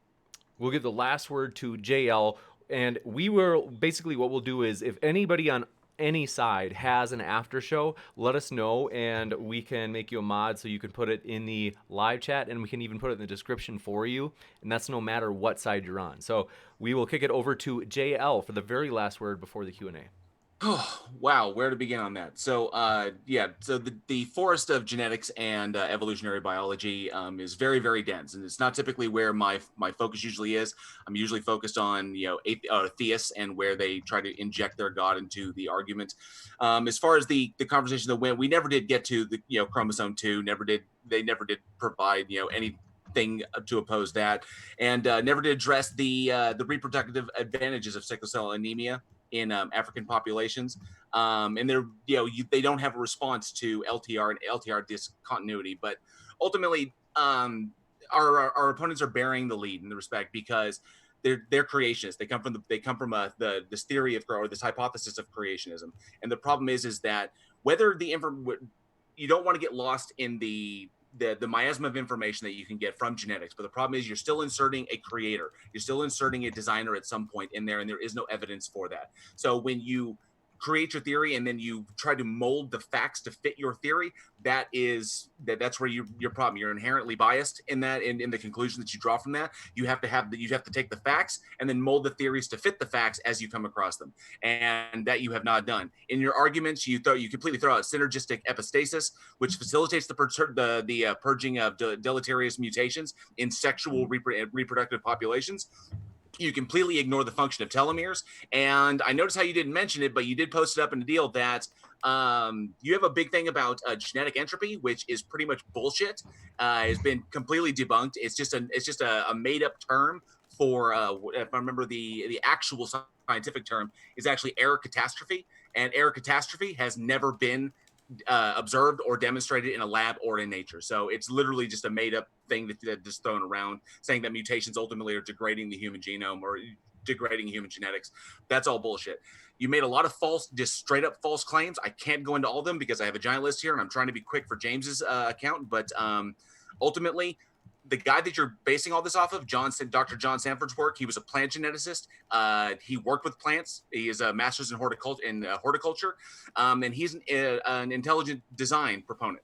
And unfortunately, all of the papers that he constructed into Mendel's account, none of them were peer reviewed. The reason he didn't have them peer reviewed is because they were easily debunked when people looked at them. That's why he didn't put them out there. He put them in non-peer reviewed journals. So unfortunately, everything you're coming out with has either been debunked or is based upon the biased conclusion that there was an inserted creator somewhere, which you have no evidence for. Even the lack of information on our half is still not evidence for a creationer or a designer or a god, if you want to put that term on it. So until you have that evidence, creationism has no foundation. We'll switch into Q&A. I want to say thanks to our speakers, as today has been a rowdy one. By the way, if you didn't see last night's debate, dear gosh, I didn't expect that. If anybody ever tells you that philosophy isn't exciting, watch last night's debate on whether or not we can know if we exist. Never would I have guessed it would have been the way it was. So Woden Toad, thanks for your question, says, James, can we have a young Earth versus flat Earth debate? That would certainly be interesting. I know that Nathan Thompson wants Kent Hovind. Kent Hovind is not as responsive as he used to be with us. So if there's anyone else out there, especially I think Nathan also wants to debate whether that there's a dome over the Earth, let us know. I have a suggestion. Why don't you have Nathan Thompson and another flat earther debate these two guys? That will be a word salad that everybody can enjoy. That would be juicy. And Stupid Whore Energy strikes again. She says left-handed molecules can be created inside asteroids, and proteins started out very small and became today's more complex proteins through duplication and fusion. Creationists. Yeah, we didn't get to my evidence for the chromosome 2. I'm sure he wanted to speak on SFT. We didn't get to that point, man. I know that you wanted to talk about it. Talking right now? This has to do. Shut the fuck up, dude. I'm talking to SFT, not to your dumbass. I'm pretty sure there's a question that was just addressed towards us, not you. No, I mean technically it's I think targeted. It's meant to refute Standing and John. Okay. Well. After John gets done being butthurt, when John gets done fucking rambling, I'll ask SFT my relative question. What we will do is we'll kick it back to you for a rebuttal, team. Standing for Truth, John, what have you got? Stupid Whore Energy all up in your face. Yeah, so that whole synthesis that we can't pull off in the lab, that's a problem. You've got stunning improbabilities, which I think is pretty. Oh, you think that's funny, TeamSkeptic? Yeah, okay. Go do some research on how they can't do it in the lab without ribosomes and enzymes already existing. Standing, did you want to mention anything before we kick it over to Team for his rebuttal? No, I think John covered it in great detail. So there's obviously no evidence for abiogenesis, and I think the evolutionists would even admit to that. So yeah, whatever they got to say, go ahead. Gotcha. Yeah, SFT. All I wanted to say was we didn't get a chance to talk about chromosome 2. I have a lot of evidence for that. We'll have to get together and talk about that in the future. I felt Yeah, like we I could have a conversation with you. This other jackass just can't seem to get my cock out of his Being a mouth. little bitch. Yeah, you're right. All right. Time enough. rebuttals only. No. Let's be There are theories for friendly. abiogenesis. We just don't know particularly which one it is, but there is certainly no evidence to support that it was a god. I will happily have a full-scale abiogenesis only debate with either one of y'all. Did either Time one of rebuttals- us? time Hold rebuttals on. only, Time rebuttals Did only. either one of us at any point tonight say that abiogenesis is a fact, that we know exactly what happened? Did either one of us say that? How is that even? Why are you even All right, asking that question? why I are just you said I'll have a fucking debate straw on it with manning? you. Why are you straw Do you actually manning? have comprehension Why are you straw skills? Because manning? apparently you Are you? are an idiot. Are you? we'll do When is- I all laughed, right. what did you say? When I laughed, what did you say? Oh, you really think there's stuff for abiogenesis? I wasn't even laughing about fucking anything that you said about abiogenesis, because I can honestly sit here where you and I can honestly differ. say that you're No, triggered, where buddy. you Calm and down. I Hold differ. on. Let me tell you something. Where you and I differ is that Pull you that stick can out of your ass, admit man. that a creator is only a fictional possibility for you, that there's no evidence to support that. You can't provide me with a single piece of physical evidence. Every piece of your evidence has to be made up. But here you are, you're willing to debate anybody on abiogenesis, which is something most physicists Then will have sit there your and say balls is drop a and stop talking possibility, shit and let's a schedule a date. probability, What we but have to not do a here is guarantee. I'm going to give, just because the Fucking super moron. chat was originally targeting Standing for Truth and John, I'll give them the last word and we got to move on to the next one. Sure. I'll say one thing, I guess. My problem is the fact that DNA is extremely fragile. As we know, it's subject to oxidation. Oxygen destroys it. Water destroys it. The strands break. So this is not a system that's actually maintainable without a maintenance system. Therefore, you can't start with DNA because it's going to break down far too quickly. In order to maintain DNA in our cells, we need very complex repair mechanisms. And there exist different repair mechanisms for different types of problems. So what came first, DNA or the ability to maintain the DNA, which is encoded in the DNA? So it's chicken and egg problems abound. Next up, Dwayne Burke, thanks for your super chat. Said it's delusional to think that intelligence isn't required to assign each individual that ever lives a unique DNA code and fingerprint. I think that's for you and team and JL. I think that's a facetious question directed at them, to be honest. Can you re-ask the question again? Yeah, no, I know, please. Dwayne Burke. That's directly at you, buddy. I was like, no, they I'd said- like to hear it again, please. They said it's delusional to think that intelligence isn't required to assign each individual that ever lives a unique DNA code and fingerprint. Yeah, That feels like a on troll them. question. Yeah, that's Somebody's asking a facetious Yeah. question for them. Facetious. I know him personally, so that's the only reason why I think he's being sincere. I know Oh, that okay. he's creative. Well, that's exactly what fucking evolution would predict. That, in fact, evolution would predict that each one of our DNA is slightly different than every other person out there. Gotcha. And thanks for your super chat from Stupid Horror Energy Strikes Again. She says, quote, "It has been established that a decrease in the number of chromosomes by 2 in humans is a result of the fusion of 2 autosomes," unquote. That is a quote from a paper published this year. It hasn't been overturned. I think that's for you, Standing for Truth, and John. Yeah, I mean, we could do I've had entire debates on the chromosome 2 fusion. I'd love to, we could have a respectful discussion on that with TeamSkeptic. I mean, just even forgetting about the degeneracy of the area, the lack of evidence for cryptic centromere, the function of it. I just have one quick question that the fact, and I have a paper here, I provided it in my opening, that chimps have very distinctive and very large satellite sequences at the ends of their chromosomes, but they're absent in man. And guess what? These large ape-specific satellite sequences should be seen flanking the reputed fusion site on both sides if there really was a fusion and if we really are related to apes. But guess what? They're not there. They're absolutely absent. So I'd like an answer to that. I think that's an important question, and I don't believe an answer has been provided. Therefore, it has been overturned. So, let's get to the next one. Smoky Saint, thanks for your super chat. Said after show, LPP's, namely John Maddox, Logical, Plausible, Probables channel, open mic in all caps. Next up, thanks for your super chat from Angel Garay. Said need evidence for creation. Need evidence for creation? Yes, special creation. Is there any? I spent 7 minutes providing predictions regarding speciation rates. We didn't get into that, unfortunately. Still not Molecular evidence for a clocks. creator. It's evidence that you don't understand how something happens. And And you're inserting you didn't God listen as to Well, the my answer. apparently you opening guys don't statements. understand because there were lack of answers to the questions I gave. But I pointed out that the gold standard of science is testable predictions, and we're doing it in molecular clocks in the mitochondrial DNA. The book of Genesis tells us that God created two people, Adam and Eve. Therefore, we can make predictions, and the predictions that we're making are coming true, and that's the gold standard of science. Evolutionists aren't making predictions. Creation wins. So the Bible is a science textbook. That's what you're asserting. No, but we can read the Bible and the account of human origins in Genesis, and we can say, okay, let's see if we can make accurate predictions and retrodictions. And it turns out that we have, and evolutionists aren't doing. Evolutionists are not making predictions in mitochondrial DNA. The mitochondrial DNA takes us back 6,000 years, and the mitochondrial DNA and the Y chromosome are nothing like chimps.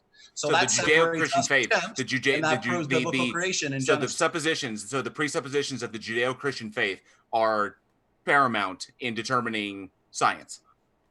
No, but that's what you're asserting. The gold standard, there's two models here, but a lot of lines of evidence are agnostic to the debate. Therefore, when we look to the differentiating lines of evidence like molecular clocks, DNA function, we are making predictions in those types of sciences. And guess what? The evolutionists aren't, for example. And yeah, but the problem is you're still basing your conclusions upon what you've read in the Bible.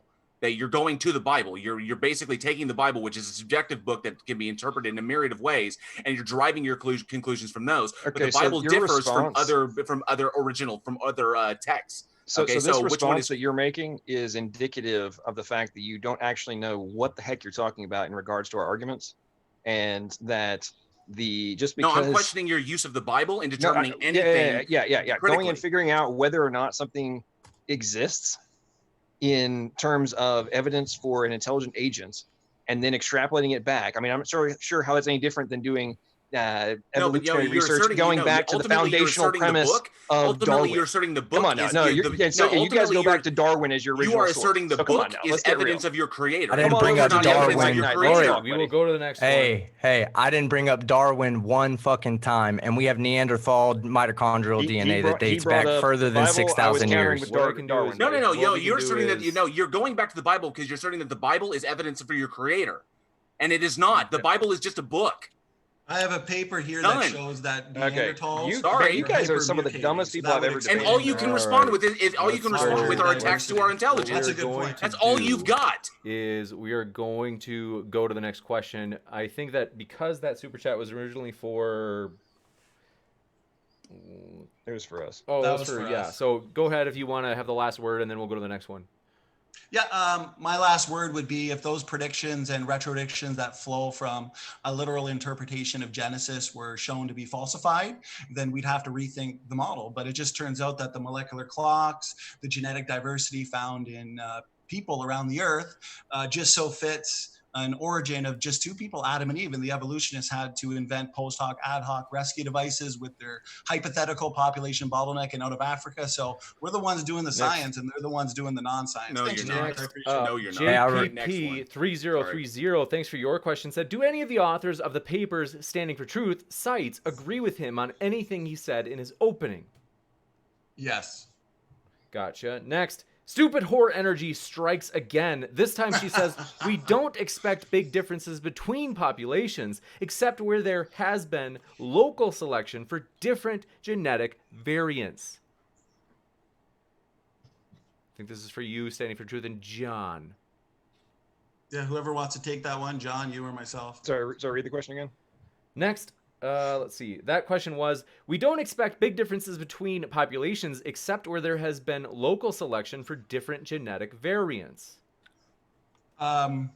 Well, I know by rule we see, for example, we can look at the paper that I pointed out in the opening. I wish we would have been able to talk about, where it suggests that over 90% of species originated at the same time with modern humans. Well, you can look at even the CO1 gene, that highly conserved subset of a mitochondrial DNA protein, and you'll find less differences within species and more differences between species. So these nested hierarchical patterns exist. And those differences, the evolutionists will say, are markers of time and divergence time. And creationists would predict that those differences are there for functional purposes. So we're making the predictions, they're on paper. And it seems that those differences are there for functional reasons. So that's my answer. So why are there no mammal fossils? So why are there no mammal Stupid fossils? Horror Energy has another response. She says, standing for truth, not sure what you're talking about. Chromosome 2 also has satellite sequences, not only at both ends, but also in the middle. No, Stupid Horror Energy thinks I'm using a different argument about how telomere to telomere fusions, every fusion observed in nature has satellite DNA. I'm talking about the Ventura paper. I'm not sure if Stupid Horror Energy has read it, but the paper itself actually says that the presence of abundant amounts of chimpanzee-specific subtelomeric satellite DNA sequences are absent in humans. So I've discussed this with Ruhif through email. He's studied this topic in great detail, and he admits it's not there. The question is, why isn't it there? We'll have to debate that at a time in the future. So Stupid Horror Energy has yet another response. She says, chromosome 2 fusion site is degenerate because the high mutability of telomere repeats. It's normal. Yeah. What's funny about that is those telomeric-like motifs that are actually found there. Yeah, they're degenerate, and yeah, they say that it should be because it's highly mutable and it happened 6 million years ago. But guess what? We found, and I've got papers showing this, that those sequences are involved in expression. They're functional DNA elements, and they're found elsewhere in the genome, not even associated with chromosome fusion. So it's a double whammy for us. I know they have the rescue device, but that's what refutes that rescue device. Good question, though. Next up, Henrik Simonson, thanks for your question, said, just like a snowball rolling down a hill is not a product of chance, but a product of gravity, John Maddox needs to demonstrate why life is a product of chance or drop his silly calculations. Oh, okay. Yeah, come over to the live stream and we'll have you on, and I'll give you a little education on why that question is quite possibly one of the stupidest things of the night. And that's saying something, given the fact that we've been debating TeamSkeptic and the lunacy that comes out of his mouth. Let's get to the next question. I found those numbers you threw up to be hilarious as well. Oh, they're well accepted premises. You don't understand anything. James, you don't if I may, basic math, buddy. James, if I may, really fast. Sure. I'm still kind of curious as to, you said that that it was stated that you guys stated that all species came up together, that we came up together to your whole like young Earth creationist bullshit and everything. That's right. Why are there no mammalian fossils found in the Devonian strata? Well, now we're getting into a totally different argument with the fossil record, but you just completely dodged the paper that suggests, based on the highly conserved CO1 gene, that there's low genetic diversity in this mitochondrial DNA protein. What they're doing is they're looking at a subset of mitochondrial DNA. There's low genetic diversity across the entire biological world, suggesting that all of biological life came into existence at the same time with humans. I'm not sure if you've read the paper. If you haven't, there's no point in commenting on it, but that's you ever heard exactly of extinction? What we expect from Genesis. Have you ever heard of extinctions? Right, that's what they resort to. Yeah. Right. So in the paper, and that's good. Do we not experience extinctions? But do we not experience extinctions here in our modern history that can be confirmed by multiple reliable sources that we can, follow, like the possession of the evidence? You know what I'm saying? Like we can follow that back to the original person who made the prediction or made the observation. I mean, can we not agree that we do observe extinctions going on every year? We can see that the cheetahs are experiencing a huge bottleneck. They're down to like 7,000. Yeah, extinction events are real. And when you read this paper, that's what they say. They say, we fought the evidence as hard as we could. And what they did was they invented a near extinction event, I think 200,000 years ago, just based on geology, not actual observed mutation rates or genetic diversity, to explain the low genetic diversity. But what's funny is our starting point would be a Genesis flood 4,500 years ago. There's your extinction event. Eroded genetic diversity. That's exactly what we see in this I'm sorry. Guess what? You I'm can sorry. I laugh. just find it. That problem Last makes thing, us I find it many, incredible. many Last thing, I find it many incredibly telling. questions. Sorry, I find it incredibly telling that We've got many questions. I Why hate do to you do guys this, interrupt and I but don't? we do No, have to keep moving. We have another. I didn't interrupt let's you. see. Ilya Moon, No, you're thanks right. for That your. wasn't you. That was Jay. That we was have to keep JL. moving. I hate to do it, but it's Incredibly just telling that we that have, you having we fun. completely have many accepted the. questions, lightening so I the do mood. have to keep. Yeah, we we're do have a having fun. lot of questions. So Ilya Moon, and also criticism for me now. Ilya Moon, thanks for your friendly feedback. Says more skeptics need wrenches. Just saying. Well, we will definitely do that, Ilya. If it's out of balance, our goal is to have like a roughly equal amount, and so our goal is to have like, as long as they're responsible moderators, not insulting people in the chat, we're happy to have them regardless of their view. So thanks for that feedback, Ilya Moon. Ashketet, thanks for your statement. Question says vestigial organs. I'm not sure who that's for. Do you guys know? I think it was directed at JL. JL actually said it was vestigial DNA, not true. He was just making the distinction between trash DNA and junk DNA and vestigial DNA. Yeah. Gotcha. Well, what's funny is Hold when on, it comes standing. to I the. hate to do it, but just standing, I've got to. Well, let me just make one point real quick. Hold on. No, this one's even for you. Stupid whore energy. Thanks for your. Why doesn't she just debate me live? She says there's a world of difference between all sequences have function, quote unquote, and some subset of all sequences have function. Right. So one thing that's good is stupid whore energy is putting our kids through college with all these super chats. But oftentimes they'll downplay the function. So for example, ENCODE has revealed that over 80% of our genome is actively transcribed into RNA. Now, we don't know exactly what every single genetic sequence does. That's why we've made testable predictions. They're on print, they're in paper that based on genetic knockout tests, we will find out in the future. And the thing is, we understand so little of the DNA language. We're discovering more and more every day. But once we do these genetic knockout tests, we'll find out exactly what these sequences are doing. But we do know that there's at least preliminary evidence for over 80% of our genome being active to some extent. So it's fascinating times right now. Good Well, question. and one expansion to that point too, short and pithy. They're also now discovering that the things they thought were non-functional, even through knockout experiments, they're realizing that turns out there's a difference in what actually gets expressed in terms of in vivo versus in vitro experimentation. Gotcha. And thanks for your question from, let's see. Stupid Whore Energy says, if you spam a genome with a couple million copies of any random DNA sequence, some of them will be functional. For example, if it got dropped in gene regulatory regions, the function response to TEs is a red herring.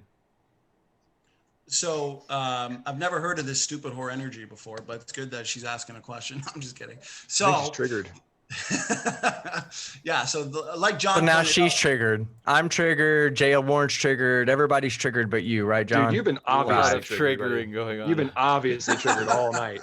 It's been fun. You ever heard the saying, so- it's not me, it's you? Yeah, that's Dude, the who thing. was literally dropping F-bombs throughout the entire debate and telling Do you people to think shut I the F fucking up and care such? about a fucking F-bomb? You fucking That's not idiot. my point All of right. No, I being fucking triggered, don't. bro. Moving. You can't even I calm thought this down question for was being I Sounds triggered. speak like this all the fucking time, John. This I reminds speak me like of this question all for the me, fucking John. time. You got I it. do Let's apologize, roll out. SFT. We're gonna jump in. Hey, We'll I do it. apologize, SFT. Oh, Go no, ahead. that's okay. This is fun. This is one to remember. Oh, my kids are up. We must move quickly. My son's first word is going to be the F word. Okay, so I've dropped no F-bombs and you still haven't answered any of my questions, so irregardless. I feel And I've he's answered called, all and your he said you questions. were triggered too, JL. I'm And you triggered. didn't Okay, let drop me an just F-bomb. let me just really. answer this question real quick. So the retrotransposons, even the ALUs, there's a lot of classes of these retrotransposons. I find evolutionists oftentimes point to just the ERVs, but for example, the ALUs, they represent a pervasive and active class of these DNA elements. But guess what? If these weren't all functional, if they really were just all junk, well, then they should be slowly mutating to oblivion.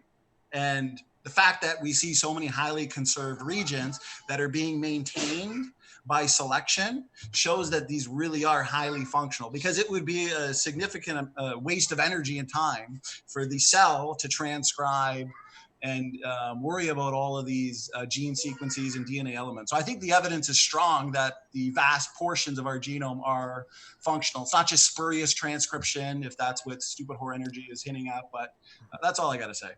James, may I speak on this for just 1 second? It's a Sure, positive refutation for that. Sure, Andy. Okay, so when you have something that's in the DNA, when you have a sequence that's in the DNA, to remove that sequence, let's say it's a non-functional sequence of the DNA, to remove that sequence requires energy. Okay, it requires energy to continuously, just like it requires energy to integrate new DNA or make changes. It all requires energy. So if the expenditure of energy to get rid of the non-functional DNA exceeds its ability to like keep it to keep it at a reproductive level, like to keep its reproductive functioning up, whether that be through speed, through genetic mutation, like a physical mutation, whatever the case may be, it's got to take the energy away from somewhere else to remove that DNA. So it becomes more efficient to just leave the non-functioning DNA in, or more energy efficient to leave the non-functioning DNA in than to remove the non-functioning DNA.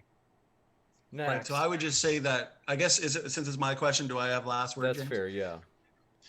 So that would assume that they really are non-functional, because that's more of like a philosophy and an explanation for the data that we see. Now, the thing is it actually reasonable?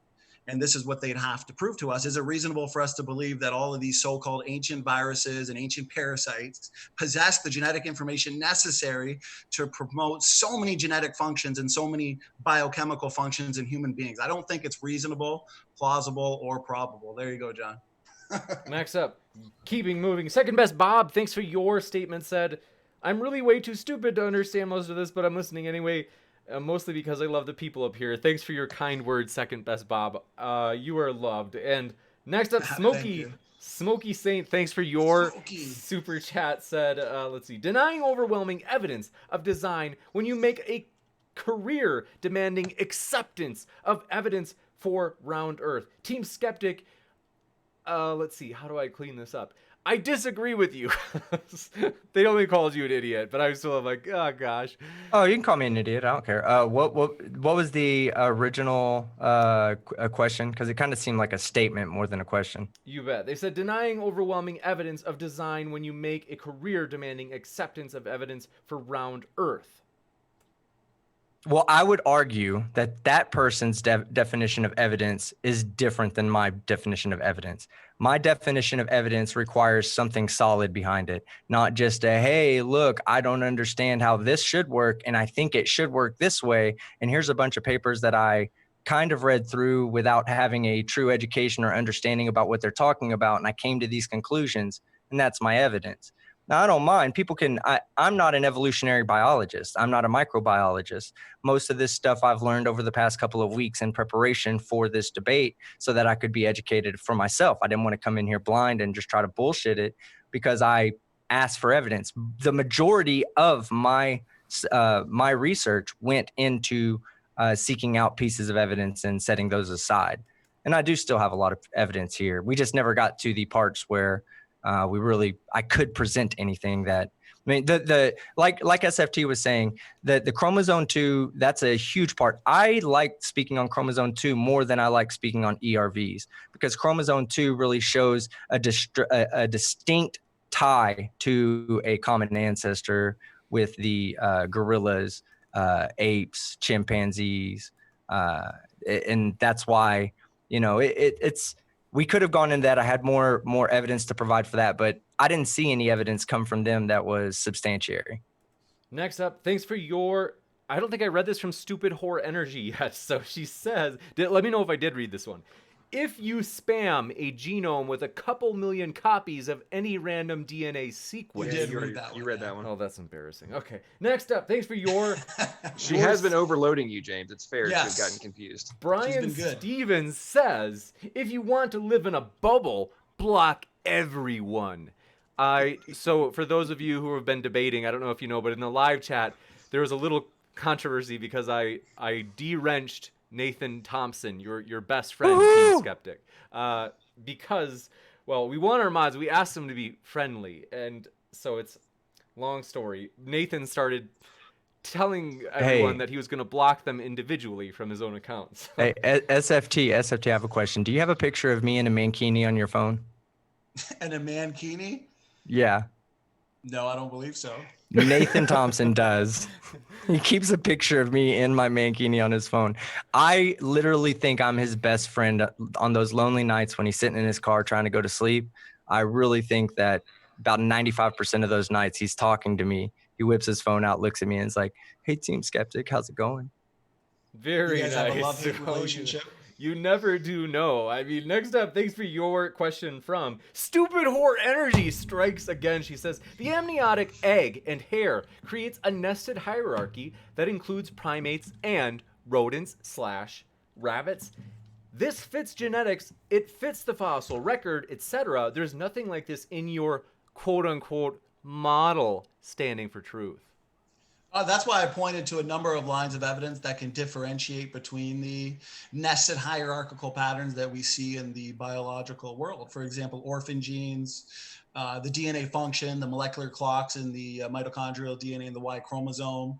Getting into the fossil record, yeah, that'd be a whole separate debate, of course, but we see a lot of stasis. We see a lot of incongruencies in the fossil record as well. And I think the fossil record can be explained best by the flood and a burial, by ecosystems, habitats, and communities. So that's exactly what we see. Sea creatures at the bottom and land animals and mammals near the top, and birds as well. So it's not an argument against our position, of course. So John, if you had something to add.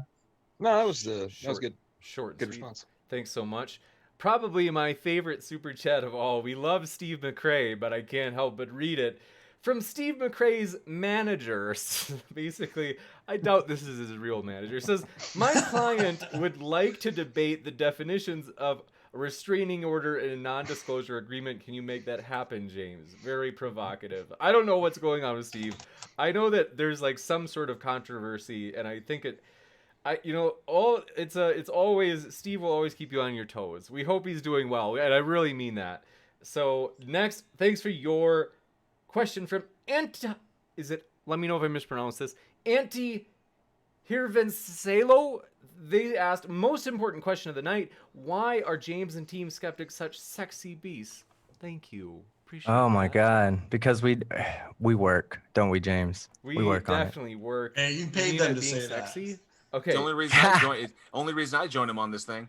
That's funny. I appreciate it. And Kent Hovind CPA, I doubt this is the real Kent Hovind's account, said, if evolution is true, why do we still have Hovins? Oh, come on. Okay, next up. Thanks for Slip that one by, yeah.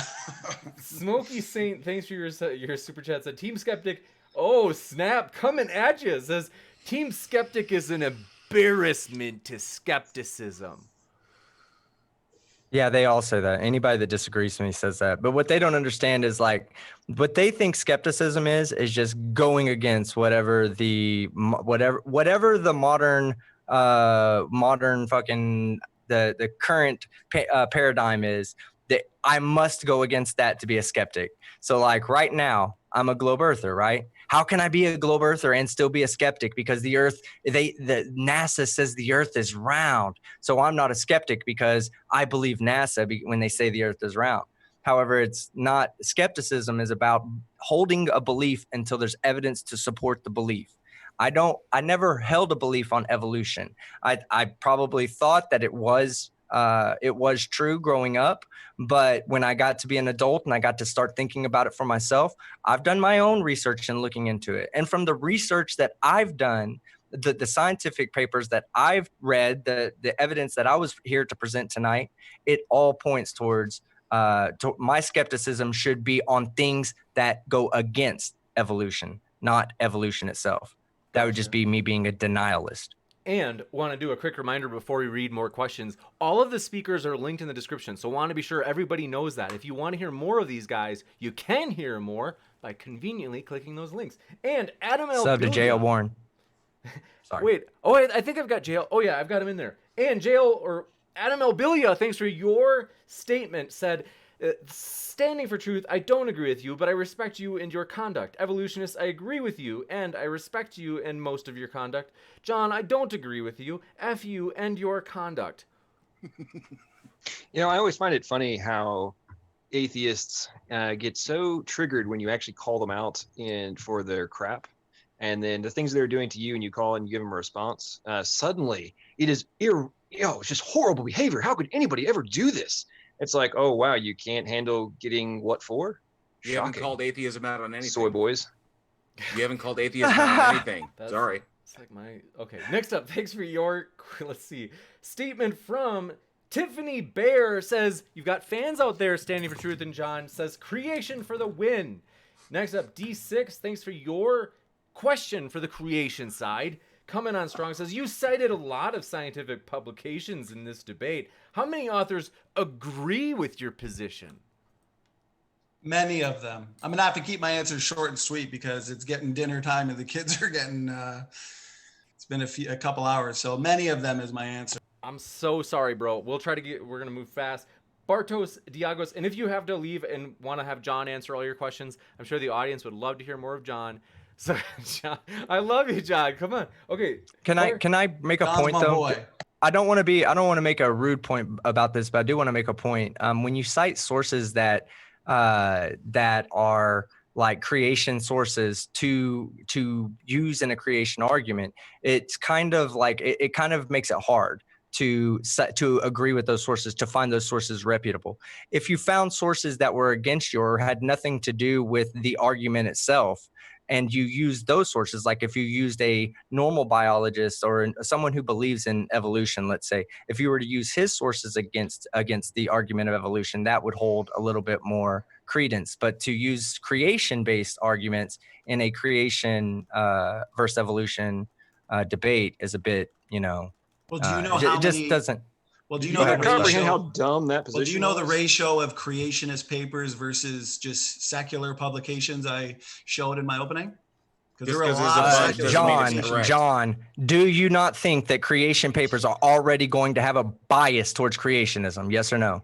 Do you not think that evolutionary paper can have a bias towards evolution? I didn't However, the point that I necessarily was gonna cite make is, evolutionary are you papers. aware I of the fact cited that the there's presence of people who are ERVs. That's evolutionists biology. who are questioning That's not evolutionary evolution. models? Do you understand that people who are evolutionary biologists and molecular biologists are Sure, writing the papers evolutionary questioning model? evolution itself? Sure, So sure. I'm The not really evolutionary. sure how Okay, how your in argument makes any science, logical sense. we have a People could have we have a different best perceptions and understanding with the predictions on things. in It's like, science. oh, We have a I have best to balance straight understanding. to whatever your Listen, worldview is. listen. Great. Here's the Hey, answer so to are your you a fucking modern flat question. earther? Have you become a modern flat earther? No, I Just fucking make because fun of you're idiots evolutionary like flat you earther, and is that what them you are all the now? time. Okay, cool. No, Yeah. you're a fucking That's you're what a you are, bro. creationist that is Hey, here, let me essentially a respond flat real earther. quick, since it was my question. All So right. here's the thing. I find evolutionists, they don't know how to read a paper and then come to their own conclusion. They've got that existing assumption at play. So for example, all the pedigree-based studies that I presented from secular sources, the observed mutation rate, okay, the empirical method takes the mitochondrial DNA ancestor just back 6,000 years. Now, when you look at the entire paper, you see the evolutionists questioning it. You know, the authors of the paper, they say, oh, well, you know, this doesn't line up with deep time evolution. Therefore, now they go over a number of methods and a number of ways to calibrate the observed rate with the deep time assumption. So as creationists, we don't need to do that. We're looking at these papers and saying, wow, the empirical rate fits perfectly with our predictions and expectations. Why would we now calibrate it with the deep time evolutionary assumption? That makes zero sense. But evolutionists can't get past their We must move to bias. the next. We must move to Well- the next one. We've got many questions, guys. I know that you got a response, and I'm so sorry to cut you off, but also because we're over time. We had a huge influx of questions. I know that you got a round in the chamber ready to fire at Standing for Truth, and I understand the desire to fire so many rounds into his. Well, You you body. wanna spent fire rounds longer. at You the spent chance? longer explaining that than what I needed to say. But go ahead. I just want to know why none of those papers are peer reviewed, because they aren't. They are peer. Every single paper I present. No, they're not. No, they're not. Because if Yes, they're they peer are. reviewed, Yes, they get are. They're all refuted. peer reviewed. They're all Sorry. peer Next reviewed. up, parts. We can have a one-on-one debate, Bartos- too. Dude, you guys haven't even read them, and you're making assumptions. Wow, don't have any level of Next preconceived notions. next Good up. lord. Go back and rewatch Bartos- the debate. Okay, and we pause when seriously I have to shared keep the moving. papers. Bartos, Okay. team, if you have a really short, because I just let that run for way longer. Team, if you have a I'm short, good, man. okay. Bartos Diagos, thanks for your question. Why does God make it so that people in Africa have something against malaria, but have to sacrifice other things? This does not make sense to me. I think they're talking about like on a creation view, like why is it that God allows this I protection think they're against questioning malaria the sickle cell anemia. through sickle cell, And yeah, but then you have these other deficiencies because of sickle cell. So it's for creationists. It's for you guys.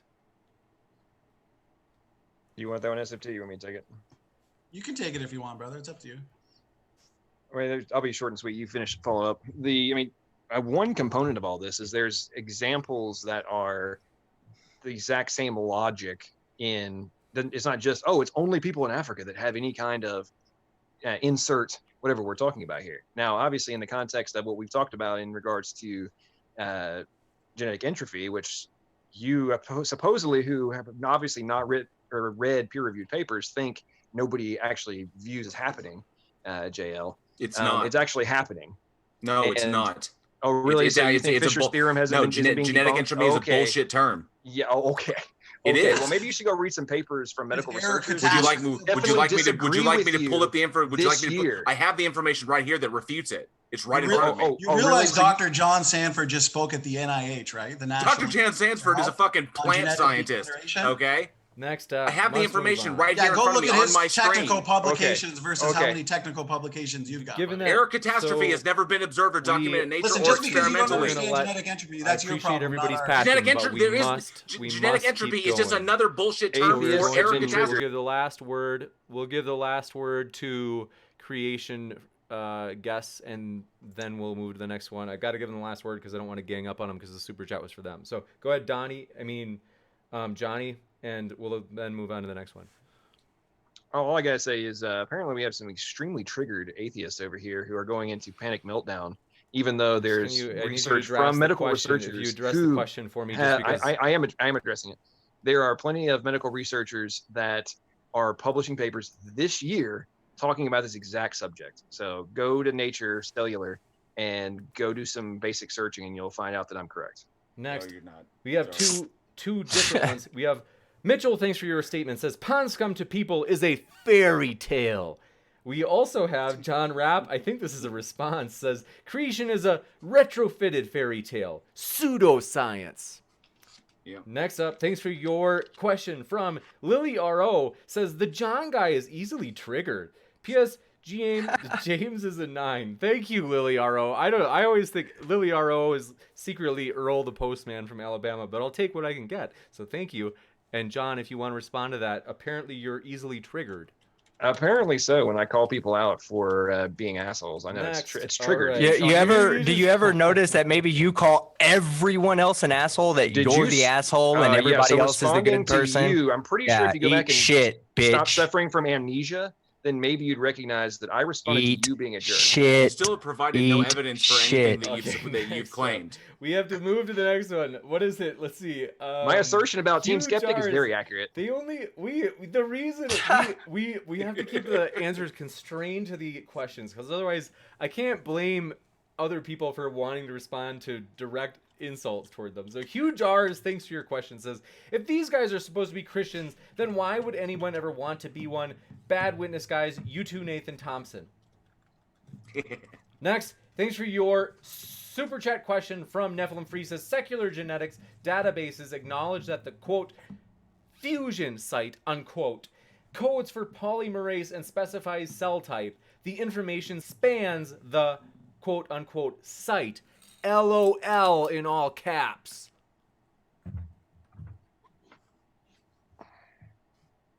Crickets. Okay, well, Andreas Elda, thanks for your question, says, what's intelligent about giraffe laryngeal nerve?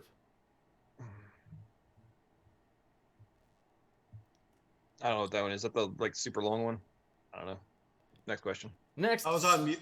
Crickets. No, go ahead. That's fine. Just if you want to just get through them, go ahead. Stupid whore energy strikes once again, saying, standing for truth, not sure what you're talking about. Chromosome 2 also has satellite sequences. I think I said, actually, I did read that. Yeah, you read this one. Thanks for your super chat. Ilya Moon says, evolution is proven, the Bible is not. Hashtag Hail Sagan 666.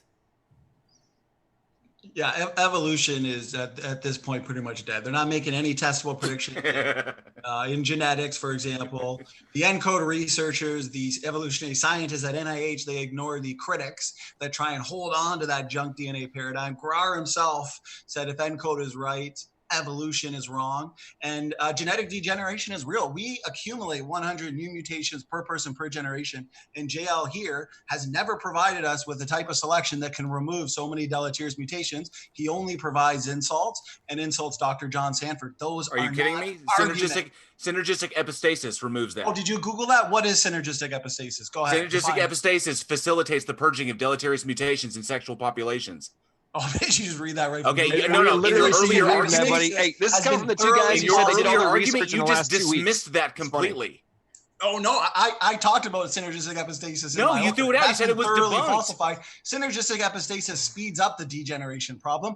Dan Grar didn't even mention synergistic epistasis when he was trying to refute ENCODE. He actually resorted to the junk DNA paradigm, so those mutations can be absorbed by the neutral junk. Synergistic epistasis, nobody uses that argument. Humans are not getting better. Face the facts. Want to quickly remind everybody, in case you want to try to poke him and trigger him, Nathan Thompson is still in the chat. Oh, Nathan, I love you, buddy. Do you remember Team? You met him in person, Team. You guys were like hugging and stuff, and everybody was married. Oh, fucking shit. I didn't know. Hey, James, let's get it right, okay? All that shit that little kid talked, and then he saw me in Dallas and got scared as fuck of me, as fuck from me when we were at the fucking Flat Earth International Conference, and then we went and had that debate, and then after the international conference, he said shit like, next time I see TeamSkeptic, I'm just gonna twist him up. What the fuck did he do the entire time? He sat in his chair like a quiet little boy. Good job, Nathan. Good job, Natalie. Didn't hug. I can't remember. And no, I didn't hug. Are you kidding me? You know how fucking stinky he looks? Oh my god. Hey, you know, if I want to hug Nathan Thompson, I'll go to. If I want to hug Nathan Thompson, I'll go to a fucking anthropological museum and hug a fucking skeleton. Because that dude looks. When people say I look like Skeletor, he looks like my skinny fucking little bitch boy. No, people Nathan, say that I'm the you angry have an one. enchanting musk, Nathan. Don't take that seriously. And Flat Earth, thanks for your message. Says message for Nathan Thompson. For real, this is a real super chat that coincidentally or not came in right now. And Flat Earth said message, and this is by right now, it comes up right now on the list. So this was said like probably 20 minutes ago. It said, Nathan, you're a coward and you need help. Sorry, Nathan, I have to read it. Okay, next up, Nad Cubic, thanks for your question. Statement says, disproving evolution is not a positive claim for creation. Team, please school them about positive evidence. Positive evidence requires positive claim. I mean, positive claims require positive evidence. You got to have something to back what you're saying up other than I don't think that your model is possible. The model of evolution is extremely like has so many variables that apply to it. You got sexual selection, natural selection, artificial selection. You have all these different pressures that are going to influence each individual little jump from DNA, from step to step on the DNA process. And eventually those little jumps will result in such a difference that two species can't. Yeah. And how do you explain codon syntax There's the storyboard again. How do you explain codon syntax frame shift? Okay, you've asked a question. In between Team or JL answer it, and then we have to move on to the next thing. That's a deflection. You still have no, it's a direct question that's being asked by researchers, buddy. No, you still haven't provided evidence for your creator. Next up. That's a deflection. We've given you plenty. We actually did in our opening statement, which you guys dodged. Next up, John Rapp says, why did God make old Earth and fossils? No sense. I think it's for you, John. Okay, that question has a built-in assumption. Why did God make an old Earth and fossils? Fossils require rapid burial. But we can save that for another day. Next up, Shreeded, thanks for your super chat. Said, stupid whore energy, get on a live stream and debate standing for truth if you're so confident. Next up, Justin Johnson, thanks for your question. Said, message for John. How old is the Earth and how do you know, John? You know, I don't actually have the exact timestamp. I don't think anybody does, especially given the fact that the evolutionary model ranges, you know, they change it by hundreds of millions of years. So I'm not really sure why that's a direct question, since the other side can't even come close within 100 million years. Next, John Rapp, thanks for your comment towards Stupid Horror Energy. Says, you rule, good on ya, mate, thumbs up. And N Flat Earth says, sorry creationism, but evolution wins. Okay, so anyway, I mean, I guess that's like probably what they would have sounded You're like. You're entertaining, James. I but like it. thank you for all of your questions, folks. We do have to go because we're over time. I'm so sorry about that. We have not gotten to all the questions, but want to say thanks so much, everybody, for being here. And all of our guests are linked in the description, folks. So if you want to hear more, if this is your first time being exposed to them, hey, you can hear more at those links below. Thank you, all four of you gentlemen, for being here with us today. Thank you, James. It was a blast. One to remember, and I'm glad we had a big audience. That was fun. It's been a Live true show pleasure. kick off on my channel in a couple minutes. I have to let you know, folks, this is something I mentioned yesterday. So if you're hanging out with us, I have a groundbreaking announcement. If you were with us yesterday, I had mentioned that we were going to have basically a huge political debate coming up. That debate has been confirmed by Destiny this morning. Destiny and Vosh will be taking on Alsup and Eric Stryker on the topic of race and police brutality. That's this coming Tuesday. So that one should be a monster one. We've got a lot of other ones. Like this week is honestly off the charts with epic debates. We're going to have Erica co-modding on Wednesday. That should be fun, and just many more. So with that, I want to say thanks so much for all of your support. Folks, seriously, I can't give enough credit to the speakers. They're the lifeblood of the channel. This channel doesn't exist if we don't have epic speakers like we had today. We really appreciate them. And also thank you for our mods for always wiping out any hate speech. That's really our only strict rule with no warnings. And also thanks for all else you do, mods, and just the audience, just for hanging out here. We really appreciate you guys. You make this channel possible and make it fun. So with that, one last goodbye. Thanks so much to our guests, though. Standing for Truth, John, Team, and JL. Thanks for being here, guys. All right. Thank you. Thank you. I Thank you, enjoyed James. it. With that, take care, folks. Have a great rest of your weekend, and keep sifting out the reasonable from the unreasonable.